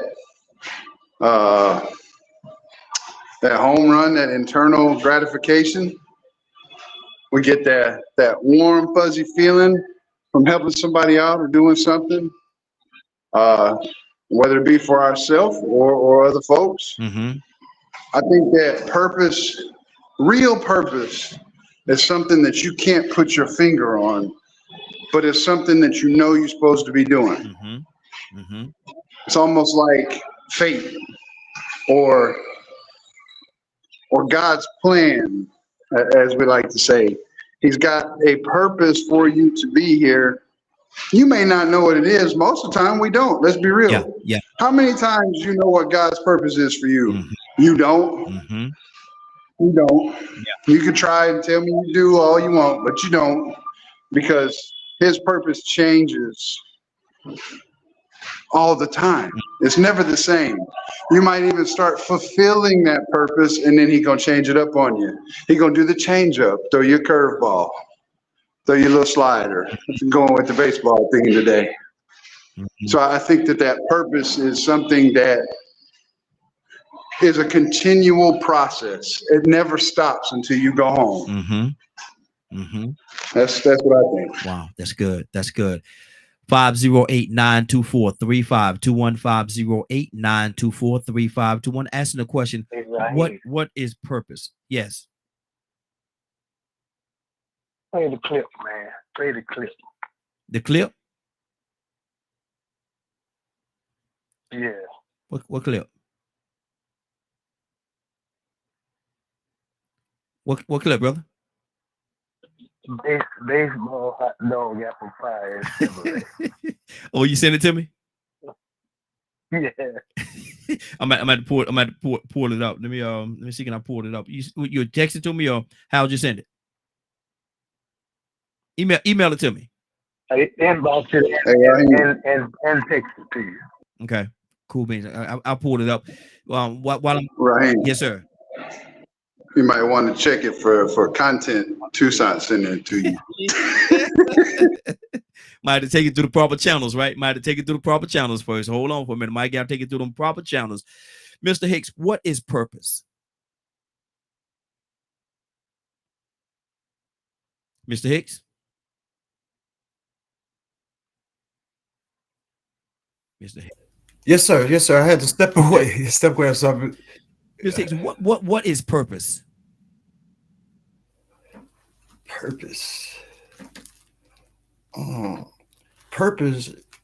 purpose is what keep you alive. Mm. You know, and you know, whether it's good or bad, left or right, or negative, but it's purpose that gets you through now, gets you through whatever's going on now, whatever good or pain or suffering. Purpose. It's that's you know, in the whole idea of sin, sin is defined in the Greek, I think it is missing the mark. It's like you're aiming, you got a purpose and you're aiming at it, and when you miss it, you miss that. But the purpose is that purpose is everything almost. Wow, that's good. That's good. My sister, Toya with a T. Good morning, young lady. How you doing this morning? Good morning. How you doing? Hey, doing good. Good to have you, sis. Asking a question, Toya, and I need to hear your heart on this. What is purpose? What is purpose? Purpose is the point. But I think sometimes it can vary, right? Depending on the context that we use it. So purpose is kind of the reason, the very reason, intention, or the existence of someone or something. You know what I'm saying? I think oftentimes we use purpose to try to figure out maybe a sense of direction, or maybe even to help guide our goals and decisions sometimes, depending on, again, you know, where we come from as far as purpose. You know what I'm saying? Oftentimes our purpose will bring us that fulfillment and happiness that we look for, often not in the negative, you know, but it depends on the specific task or the specific goal that you're going for on the specific mission. You know what I mean? But at the end of the day, even if we don't know or understand our purpose, I think that when you're a human, when you don't have a purpose, it's like you don't have a destination, right? Like what's the purpose of having a GPS if you're not going to use it? Yeah. You understand what I'm saying? Yeah. And purpose is kind of the same way. What is the purpose of a GPS? To give you direction. Now, can we find directions on our own? Of course we can, but it will require more things, right, to gather that information.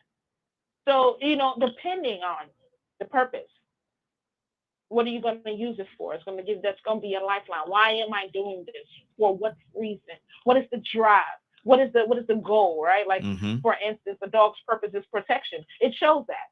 Let somebody block you, the dog is going to show it. Yes. But a human that feels it has no need or no purpose, which we know it, just like the animals know their purpose, to walk this land, dwell this land, because God said so.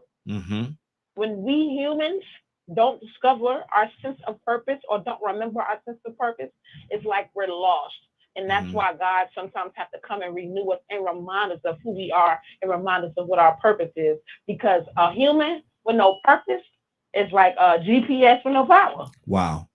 That's good. That's good. Rico, good morning, sir. How you doing this morning? Man, you know I can't complain. What's going on with y'all, man? Hey, good to have you with us, brother. Good to have you, man. Asking a question. I don't want to hear your whole heart on this, man. But what is purpose? What is purpose? Man, Toya hit it, man. I mean, I started to stop down the number when I heard her say it, man. But it's plain and simple. Your motivation or your reason for being, doing, or existing. Plain and simple. You know, it could be good or bad, but it's whatever your motivation or your reason is behind it. That's gonna be your purpose. Exactly. Now, does a lot of people know what their purpose is, or are they just existing? I think most people don't know what the ultimate purpose is, but most people's motivation and purpose is self-gratification or immediate gratification, instant gratification. So, you know, some people can't look to the future, or they can't look for the long haul. You know, some people just go for whatever feels good at that point in time.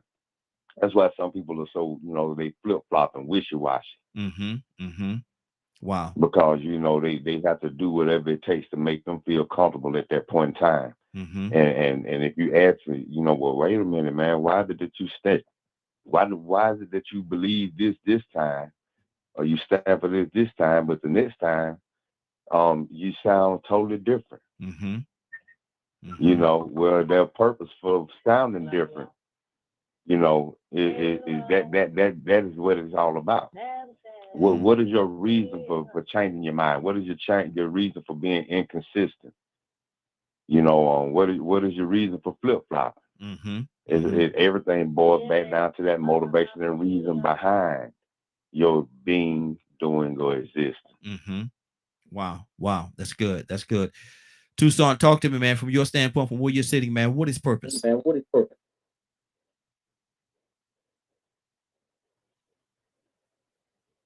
Tucson, you there? Yeah. Okay. Talk to me. You know what? I wasn't gonna sing it, but I'm gonna just talk it. Who wrote the song? The Reasons You're Here. Reasons. The reasons. Who was that? I think two people. I know LTD sang one version of it, and I think Confused. Earth, Wind, and Fire. Earth, Wind, and Fire. Yeah, and Earth, Wind, and Fire. Yeah, Earth, Wind, and Fire, and LTD. Both of them had a version. I knew you knew. That was the reasons you're here. Everybody got one, whether it's good or bad. You got a purpose. And some people wonder why or wonder what their purpose is, and they do it every day. It excites them. It motivates them. They wake up every morning with that agenda. And they still wonder, what is my purpose? Look at it.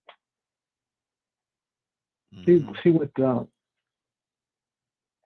I mean, I think we come together every morning looking forward to the morning glow to kind of get some insight on different things that normally people don't like to talk about. I think that I'm gonna just say this. It's not no more than what I'm saying, but you have a purpose of bringing folks together. Yes, sir. On a platform with not discriminating, not it's kind of inviting. No matter where you come from, no matter what your beliefs are, no matter how you feel, we're willing to sit at the table, try to come up with some sort of a answer for something. That's purpose. We got some people that walk around, I ain't gonna say no name. I like to be nice or something. Lord, but they like drama. Yeah. They like drama. They live for it. Yeah. And unfortunately, I don't have too much for that kind of stuff.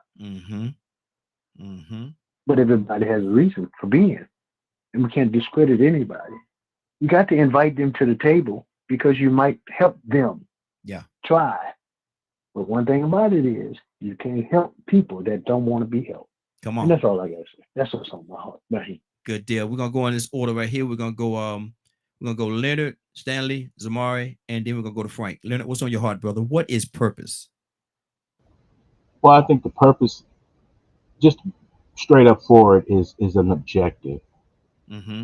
My opinion of that has really changed because of the way we use purpose for secular conversation or for religious conversation is very different. Whereas purpose is just some objectives. You said it pretty much. You choose. But on the spiritual side, purpose is said a completely different way. And that it's as if there is a purpose set by God for you. And we ain't got enough time to get into it really too deep. But that perception of purpose, I think, is kind of distorted on one side, especially for African Americans and spiritual people. is we believe that somehow the purpose may be a secret that God knows, and you have to try to figure it out. Mm. And that is the thing that I had been studying on the side for some time. Mm-hmm. Is that one, you choose what you want to do. God will bless you for what you choose to do that well. And he still may have an assigned purpose for you. Mm-hmm. But I think sometimes we do it in injustice by teaching it as if it is something you're trying to find, as opposed to something that you're choosing. Mm-hmm. And I think, like, usually purpose. Leonard, hold on. Say that one more time. That was powerful. Say that one more time, brother. That was good. I think we should think of purpose in terms of what we are choosing, Mm-hmm. as opposed to something that has been chosen for us. Mm-hmm. Mm-hmm. And it's hard to from a Christian perspective to teach that narrative of purpose. Mm-hmm. That if you choose to do something and it's a righteous choice, God will bless what you chose as well as what he wants you to do. Mm-hmm. Wow, that's good. That's good. We got a few more minutes. We got 30 minutes before we get out here, so I want to touch on as much as I can. So let me go to Stanley, and like I said, we're gonna go Stanley, Zamar, Frank. Then we're gonna go back to Ryan. We're gonna circle our way back around. Stanley, what is purpose? What does it mean? Purpose.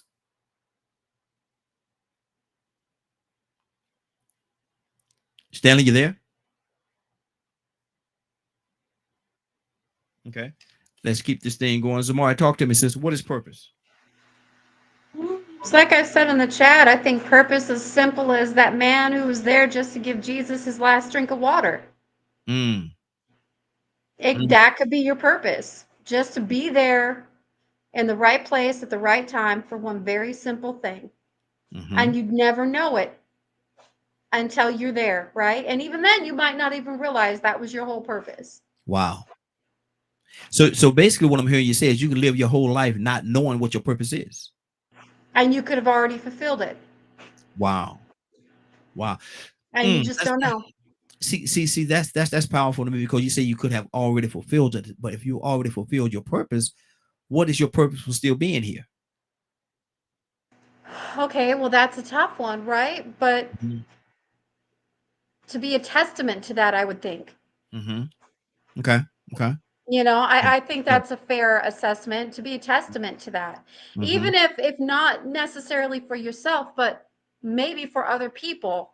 I saw that man right there do this thing. Mm-hmm. I saw that woman right there do this thing.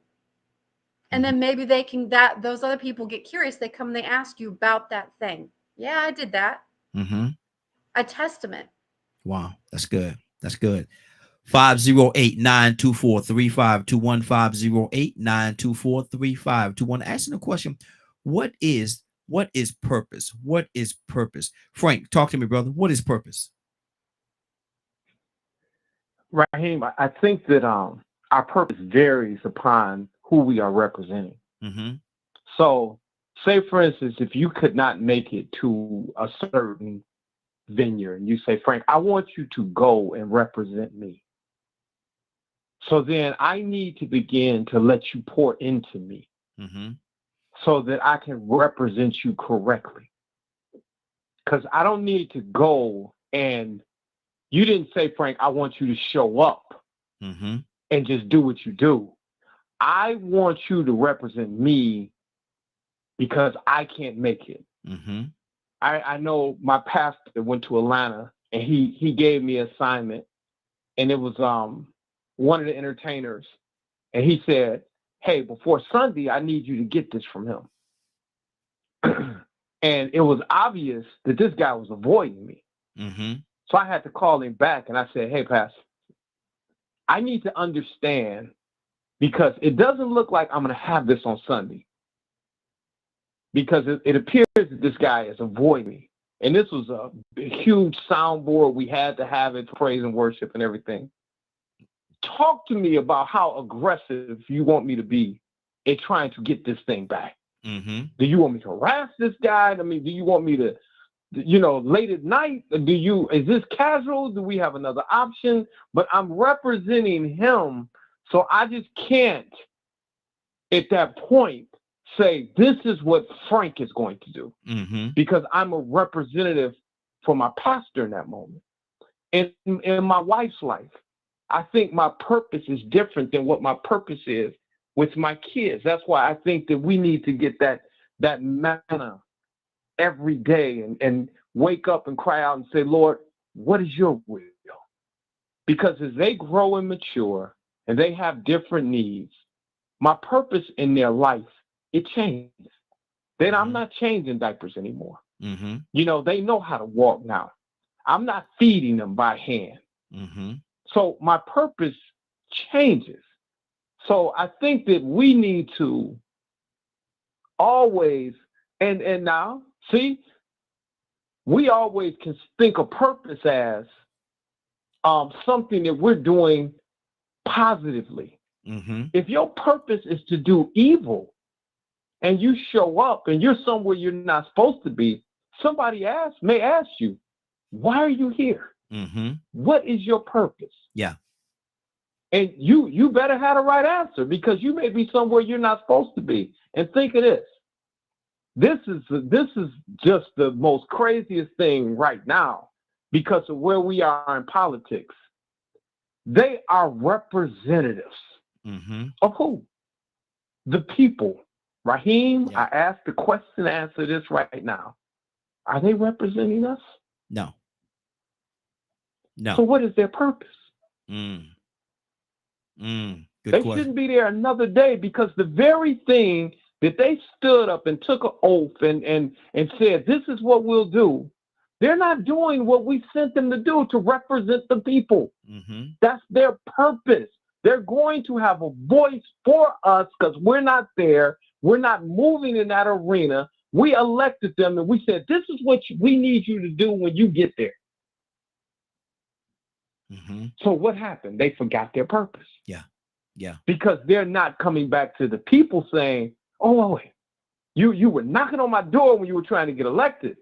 But now that you're there, you're not coming back to the source and saying, what was it again that you put me there for? Yeah. Wow. That's good. That's good. That's good. Ryan, talk to me, brother. We're talking about purpose. We're going to go in this order. We're going to go Ryan. We're going to go to Toy You with a T, Rico, and we're going to Leonard. We're going to circle back around. So I was thinking about what my wife had said. You can live your whole life without knowing your purpose, or you might have already fulfilled it. So let's think about that for a second. I think that in that circumstance, and it could vary, where you fulfilled your purpose and you're still here to give testimony, that's part of your, so you didn't really fulfill it. You did what you were supposed to do physically, and everybody saw you do it, maybe, or you live to talk about it. So you're still perpetuating that purpose. But then on the other foot, you went through your whole life, you fulfilled it. You didn't even know you fulfilled it. But if you knew, what would happen to your mind and your spirit? You would become crushed. You would kind of feel empty inside. I did what I was supposed to do, and I know it. What's left? Well, why am I still here? So then that's where what Frank said come in. Got to start reaching out.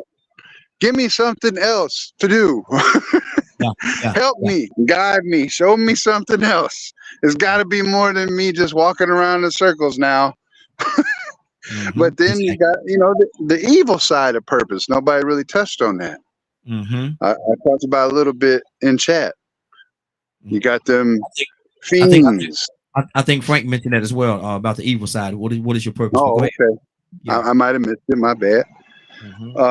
But you got those fiends. They believe their purpose is every day to wake up and find their next fix. Wow. That's my purpose. I got to get that next fix. I got to. Doesn't matter how it is. Rob, steal, or kill. So how do you, as a person just as a person, don't matter if it's a person of faith. So how do you, as a person, interact with that individual or those individuals to help them understand that's not their purpose? Yeah. They're defeating their purpose. Food for thought. Exactly. Let me we're gonna go in the order that I said, but we're gonna go to Toya with a T, Rico, then we're gonna go to Leonard, but I want to circle back around because we missed Stanley earlier. So Stanley, what's on your heart, brother? We're talking about what is purpose. You said purpose? Yes. What is purpose? Yeah, man. Yeah, everybody, has a purpose. Some people just haven't figured it out yet. But let me read something. So the reason for which something is done or created, or for which something exists, the purpose of a meeting or, an event. But we all have, God gave all of us a purpose in this world. Some of us haven't figured it out yet. But we have different levels of purpose as well. When we're younger, our purpose is try to, get going and finish school and have a career and stuff like that. But then as you become an adult, you become a father, you become a husband. Our purpose is to make sure that our family is secure and, taken care of. Our purpose changes in this world. It's single people, their purpose is to make sure that they can do what they need to do to get where they want to be.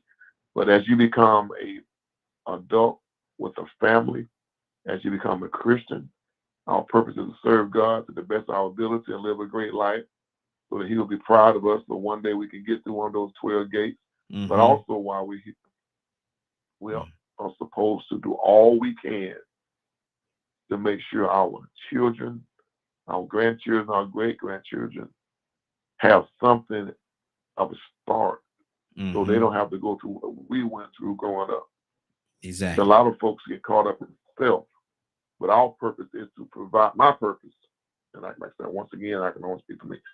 My purpose is to ensure that when I leave this world, I leave it a better place, and I leave it a better place for the people that's coming behind me. That's good.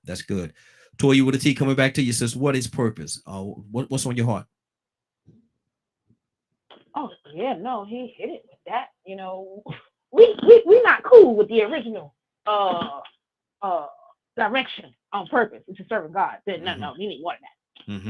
And when it comes to purpose, we forget that we like household cleaner. We multi-purpose. God has a purpose for us, and then we do these things along the way that make us feel like we done met up. We don't think about the different aspects or the different perspectives of purpose: the religious one, the humanistic one, the evolutionary one, and then the social one. So we all got different perspectives on what we think our purpose is, and we all wrong. We all wrong. Because did God say that? Did God tell you that? No. Listen, I know I have fulfilled a multitude of purposes in my life. You understand me? As well as every one of you on this line has fulfilled a purpose for me, whether you know it or not. You may not even be aware of the purpose that you serve in someone else's life because you're so busy trying to focus on a purpose that ain't got nothing to do with the purpose that God said you are. Say it. Look. What was the purpose of killing all them black folks for America, huh? Huh? It really wasn't none. But because you want to do what you want to do, you want to operate outside of God's guidelines because He gave you dominion. You think because you do something matters, and it don't. But at the end of the day, we have no idea because we are trying to serve ourselves instead of the Most High. And long as we walk around here and trying to serve ourselves, the Most High, we're going to keep looking for a purpose because we don't understand the purpose. My purpose is to serve. My purpose is to take care of my brother and sister. My purpose is to make sure I'm good to everybody and ward off the forces of evil. My purpose is to be a role model. My purpose is to be a queen. There's so many purposes that we are meant to be and we run from because we can't even stand the heat. So again, long as we run from our Creator, what's the purpose of a battery? Oh, that's the manufacturer made it like that. So now the battery mad because it want to be the toy. Come on with the jokes. Come on with the jokes. Exactly. We know our purpose. We know what we was meant to be. You know what we was meant to do. And as long as we try to interfere what our creator created us for, but what we want to do is always going to be an issue. But at the end of the day, the purpose of each one of us is to love, honor, and cherish each other the way God does us. That's good. That's good. That's good. Rico, talk to me, brother. Come on.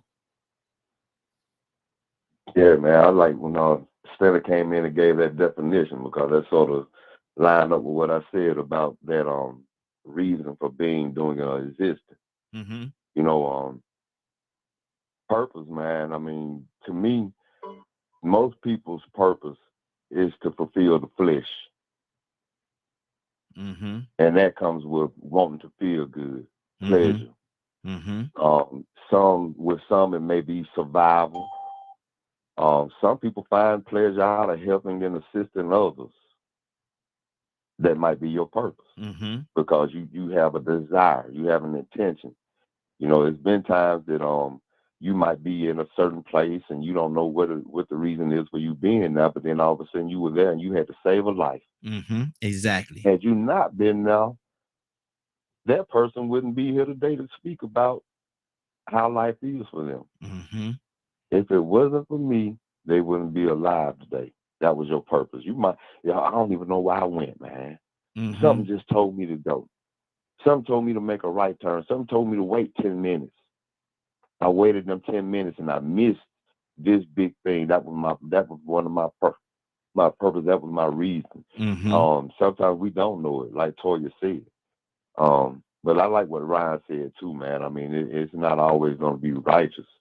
You know, what's your purpose for being in this ballroom today? Exactly. My brother, we're going to pretend to be here to support Malcolm X, but we're going to kill him. Wow. My purpose is to shoot Malcolm X down in front of his wife and children today. So, wow. I mean, you know, it's all about choices, reasons on why. That question, why, that you can add to everything. You know, you know what I've heard, man? I've heard so many people at a young age that has experience to accomplish certain things that'll say, man, I done did everything in life that it is to do. Ain't nothing left for me to do but to die. Wow. So it might be meant for you to help some other people. It might be meant for you to lead some other people, lead by example. It might be meant for you to be the go-between between some people. It might be meant for you to be the peacemaker. Yep.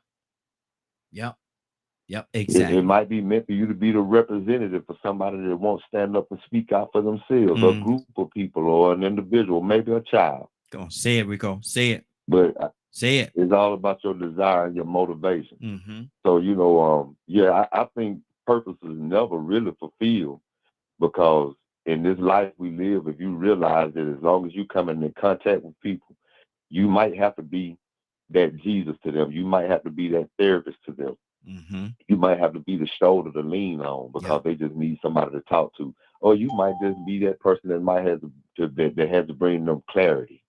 And that was your purpose. To answer your phone, because these people call on you. You need to calm their mind. Exactly. So man, I mean, purpose to me is still gonna always go back to your motivation and your reason for being or existing, for doing whatever it is you do. Exactly. That's good. Right or wrong. Absolutely. We're gonna go to Leonard, then we're gonna go to Shanavia. Shanavia is what is it? So Shanavia, after Leonard, we're coming to you. Navy, what is I'm sorry, Leonard, what is purpose? You know, as I mentioned before, you all kind of went that way anyway.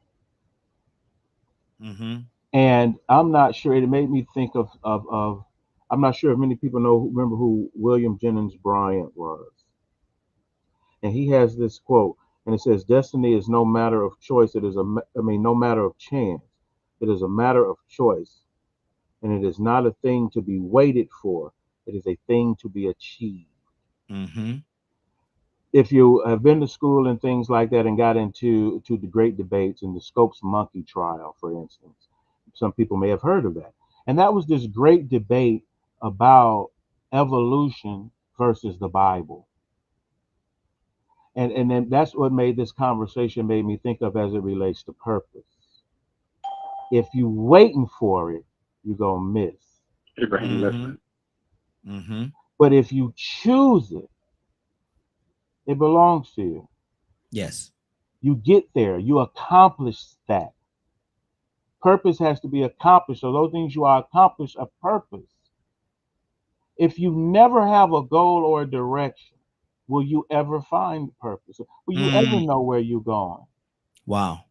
Instead of just saying, okay, what is a good, righteous thing to do? Mm-hmm. And this was this huge conversation versus the modernists versus fundamentalists. The Bible exceeds all human knowledge, regardless. Mm-hmm. And some Christians are suckered into believing this. And they exchange someone else's idea of purpose, I believe, for true purpose that one chooses. You can't fall into calamity and say, it was my purpose. Mm-hmm.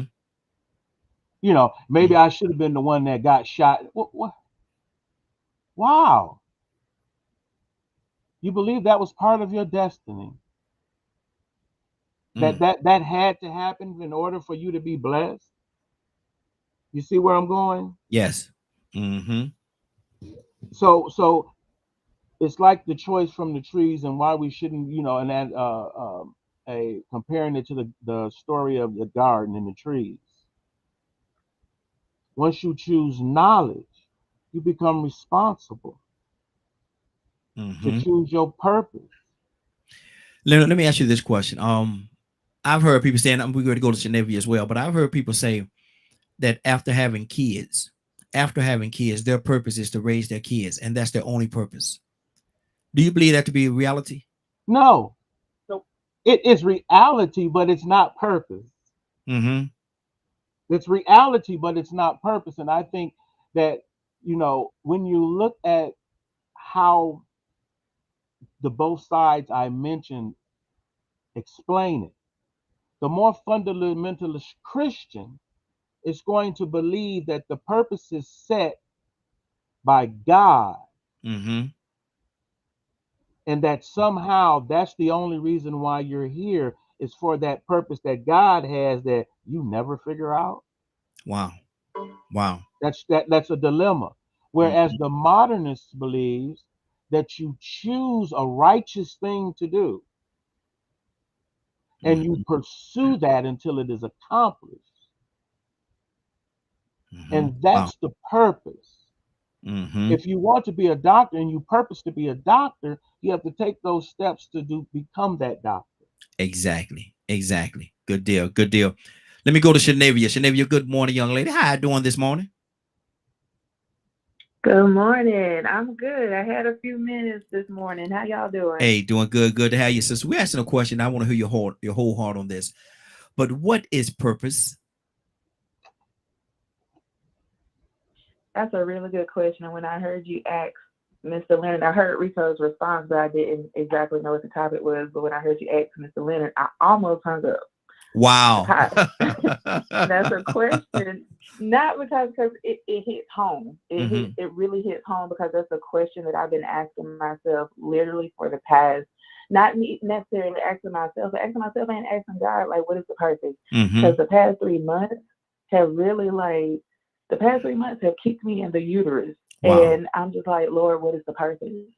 Like, what is the purpose? And to be honest with you, I don't know.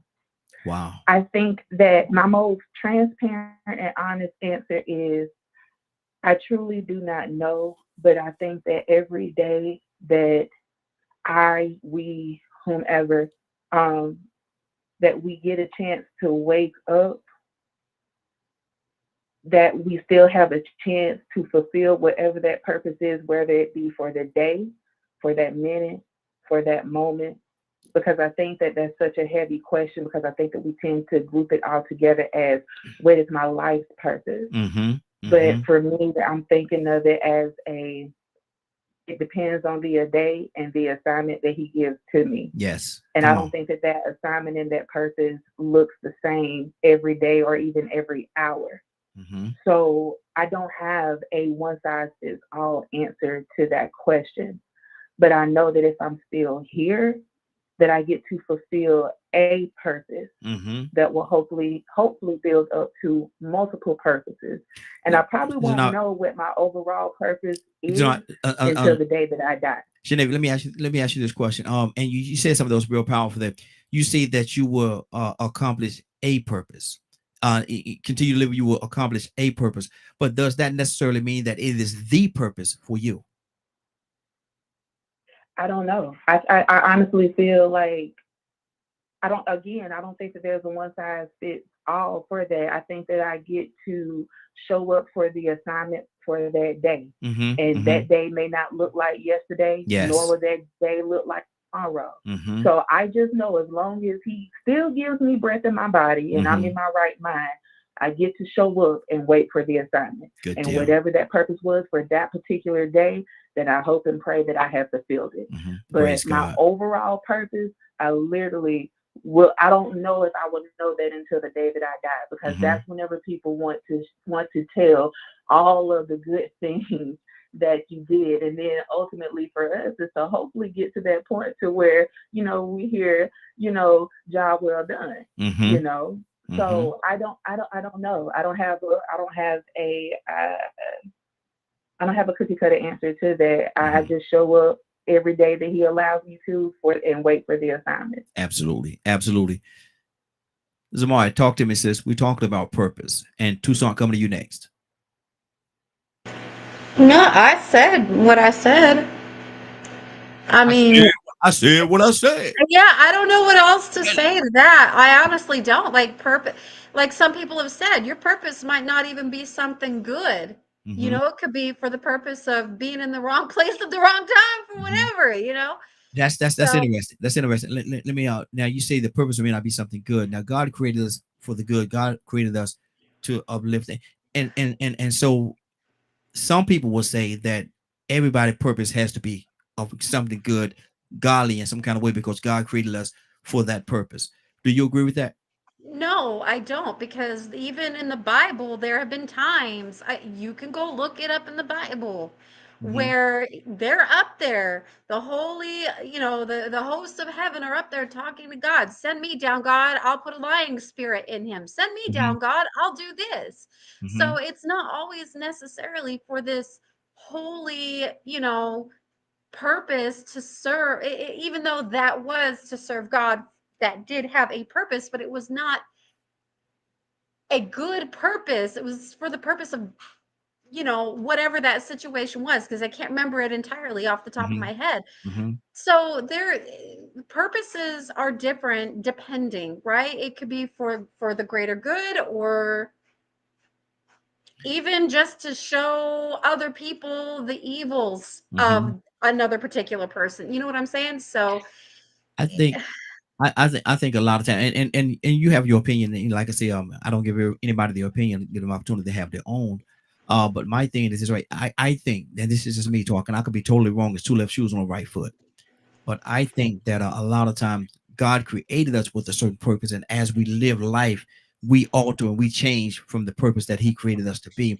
And I don't think that's a testimony or testament of Him, because He created us for a purpose. But in living in life, sometimes people take a turn and do other things. they do, but like with that biblical scripture, for instance, right?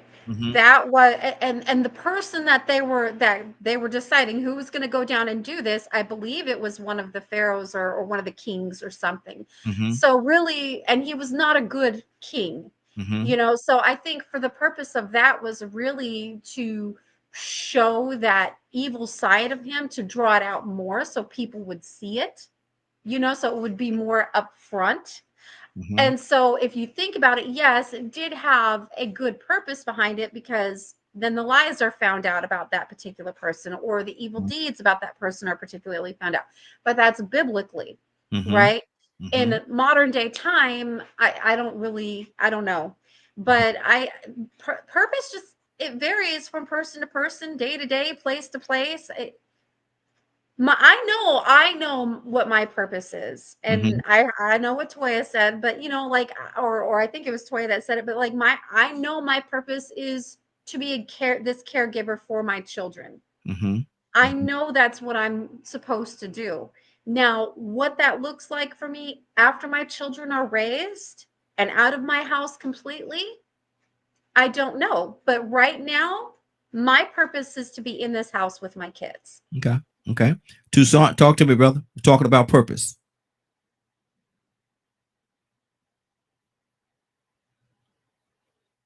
Toussaint cannot find that mute. Yes, sir.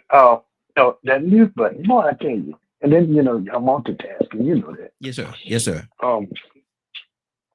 When Jamar was talking and y'all were talking, I thought about I try not to focus on my purpose, but nowadays I try to focus on His purpose for my life. Mm-hmm. Mm-hmm. And I'm talking about God's purpose for my life, just to make it clear, because you live and learn. And so and I posted it, all things work together for the good of them that love the Lord and are the called according to His purpose. And a lot of times when we go wrong, is we got our own purpose. Mm-hmm.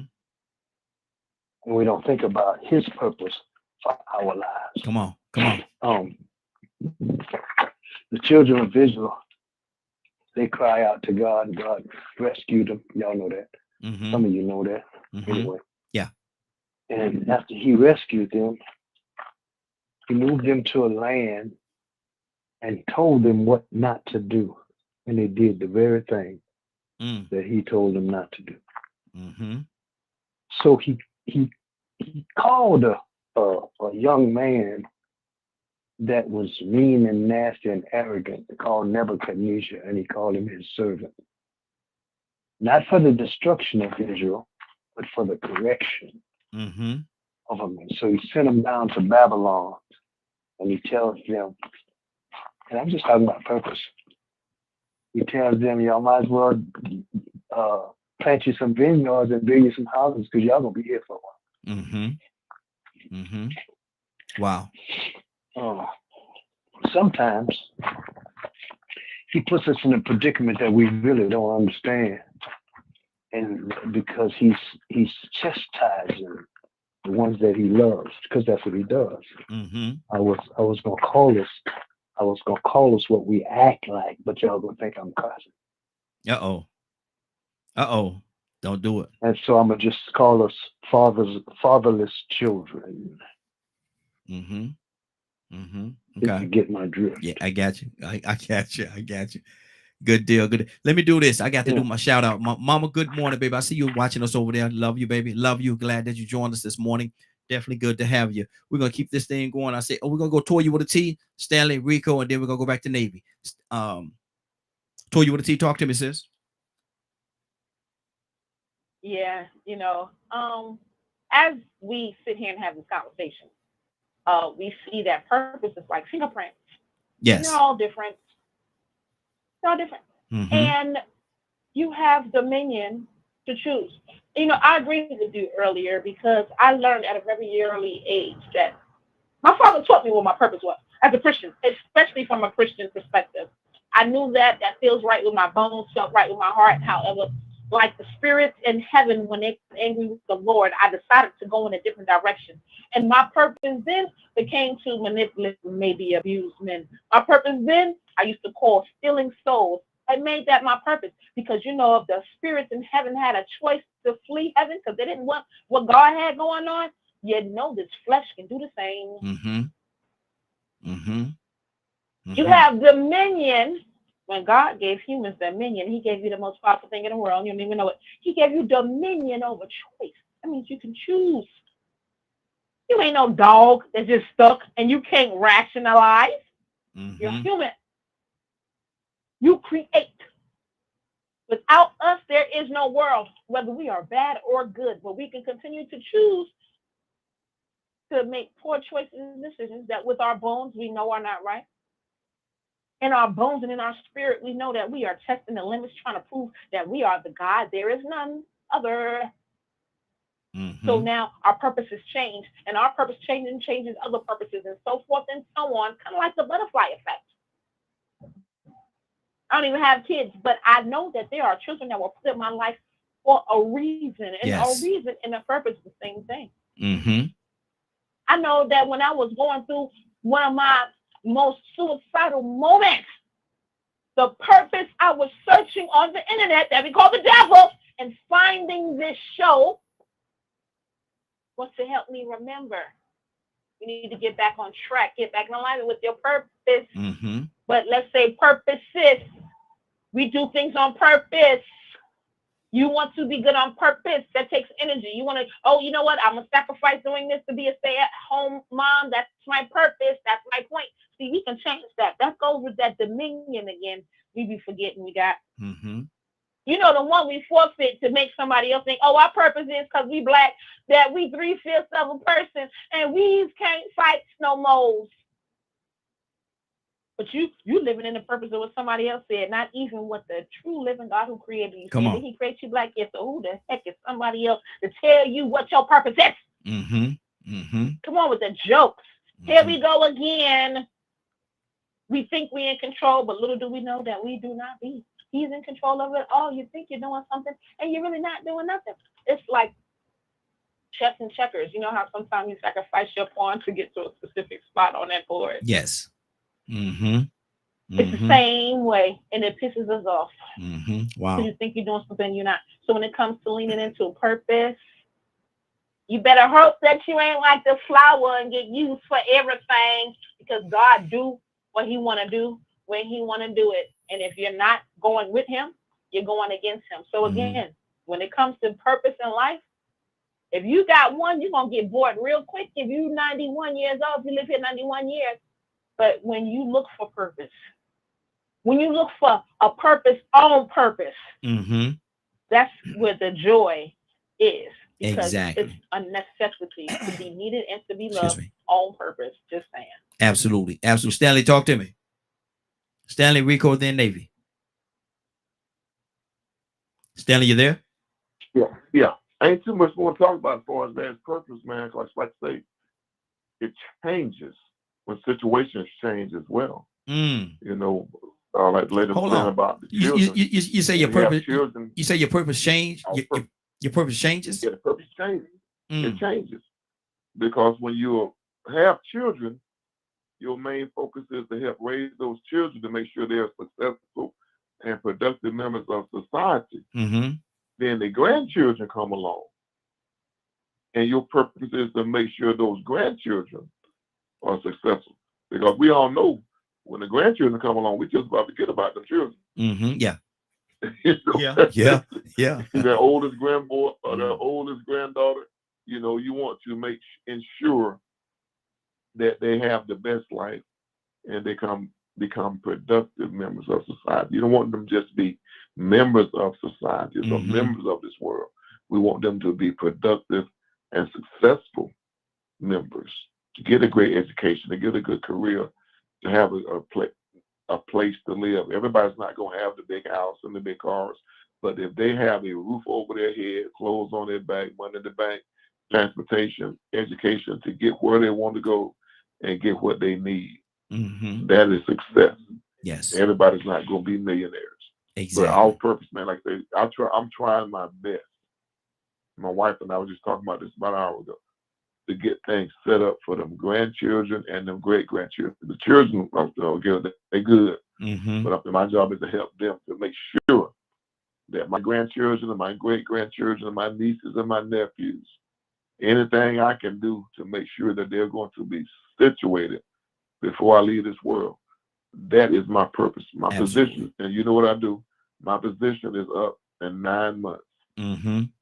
So I'm putting things in order now. So when these 9 months are up, I'll have everything ready to rock and roll. Absolutely. And I'll be able to put these children, grandchildren, great-grandchildren in the position, if they have it right, to be successful even after I'm gone. Absolutely. I'm planting a tree now that I won't see the shade from. I won't be able to get the shade from that tree. But my children, grandchildren, great-grandchildren will be able to enjoy the fruits of my labor. Absolutely. You know, and that's all we can do. That's good. That's all we can do. That's all we can do. You get Rico, then Shanavia, coming to you. Rico, what's on your heart, brother? Talk to me. Well, I think like everybody else said, it ain't too many more places you could go. You can only change it the way you explain it, and so maybe people can get it a different way. Maybe another light bulb will go off in their head. But I agree with what everybody's saying, man. You know what I'm saying? It changes, because we have to adapt to what life let me ask you this every day. Do your purpose change or your situation and circumstances change? Both. They I mean, nothing is cookie cutter like Navy said earlier. You have to be adaptable. You have to be able to adjust, and in the process of you adapting and adjusting what life throws at you, you have to be able to, still maneuver and come out with the outcome that you're looking for. So I look at it like this, man. Even though your purpose changes and you might have a different reason for being in a different situation or for being, in a certain place, your true foundation still comes out. Like me, I feel like my purpose is to be my brother's keeper. That's good. To be a helper, to be an assistant, to not be a witness or an enabler of evil or wrongdoing. Now, I ain't no angel, don't get me wrong, but I do believe in respecting everybody's existence. Yes. This gift of life, and so me. As long as I can remember, I always wondered, how life got started, where life came from, and then I got introduced to this thing called religion, and hearing about God and Him creating life, because I was trying to figure this thing out. But in the process of figuring it out, man, I was in awe, very appreciative, not just of my life, but of other people's lives. And as I got older, and I heard other people tell their stories and talk about things that happened before I even existed. Things that they experienced. I put myself in their shoes, and it made me be able to have compassion and to relate to them and take myself out of the equation. So, sooner or later, I think whatever situation you are in that may change your purpose for being now, your true purpose of who you are or what you are built or what you stand on will come out. If you're a righteous person, you know what I'm saying, you still gonna stand on the side of righteousness despite who's in the wrong. Sometimes I think it was yesterday you said you had a show about unconditional loyalty. Yes. Man, that can throw your purpose in a loop when you have unconditional loyalties. Yeah. And that can throw your whole purpose and what you stand for in a loop. It can make you very inconsistent. So then you have to ask yourself, well, what's my purpose? Because at first I said I wasn't for this and I wasn't for that. But just as soon as I seen that it paid good, I said it was okay to start doing it. Wow. I was able to justify it. So, man, it changes. But what is your root foundation built on? If it's built on compassion, righteousness, appreciation of life, and respecting the Creator, or is it built on just self-gratification, immediate gratification, and doing whatever it takes to make you feel good? Exactly. Wow. That's good. That's good. Shenavia, we ended it up with you, sis. What's on your heart?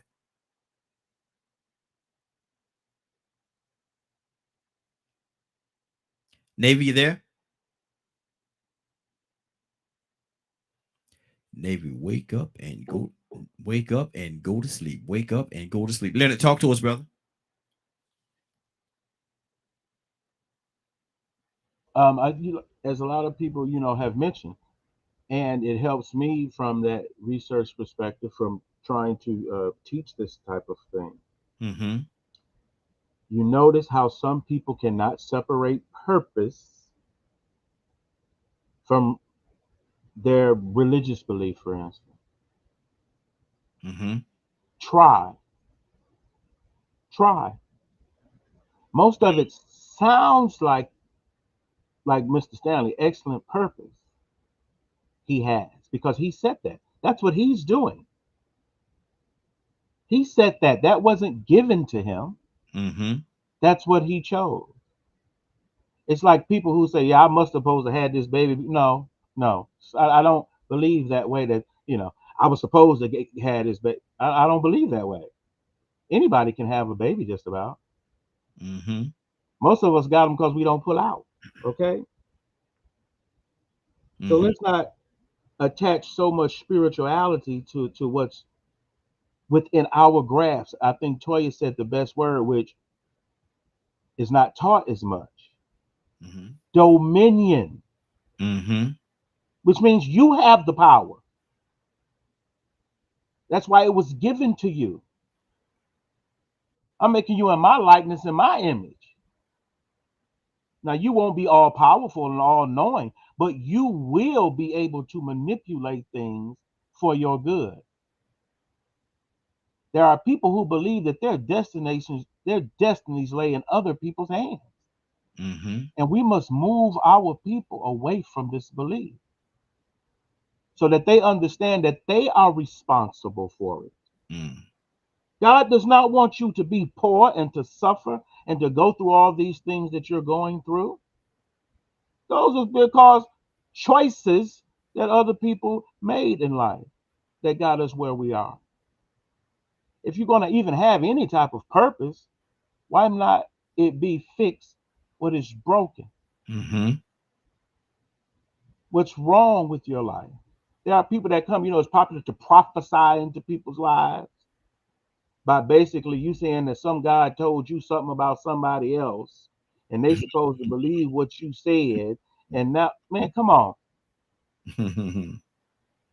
Wow. We got to get a grasp on our own power to make manifest the destinies that we choose for ourselves.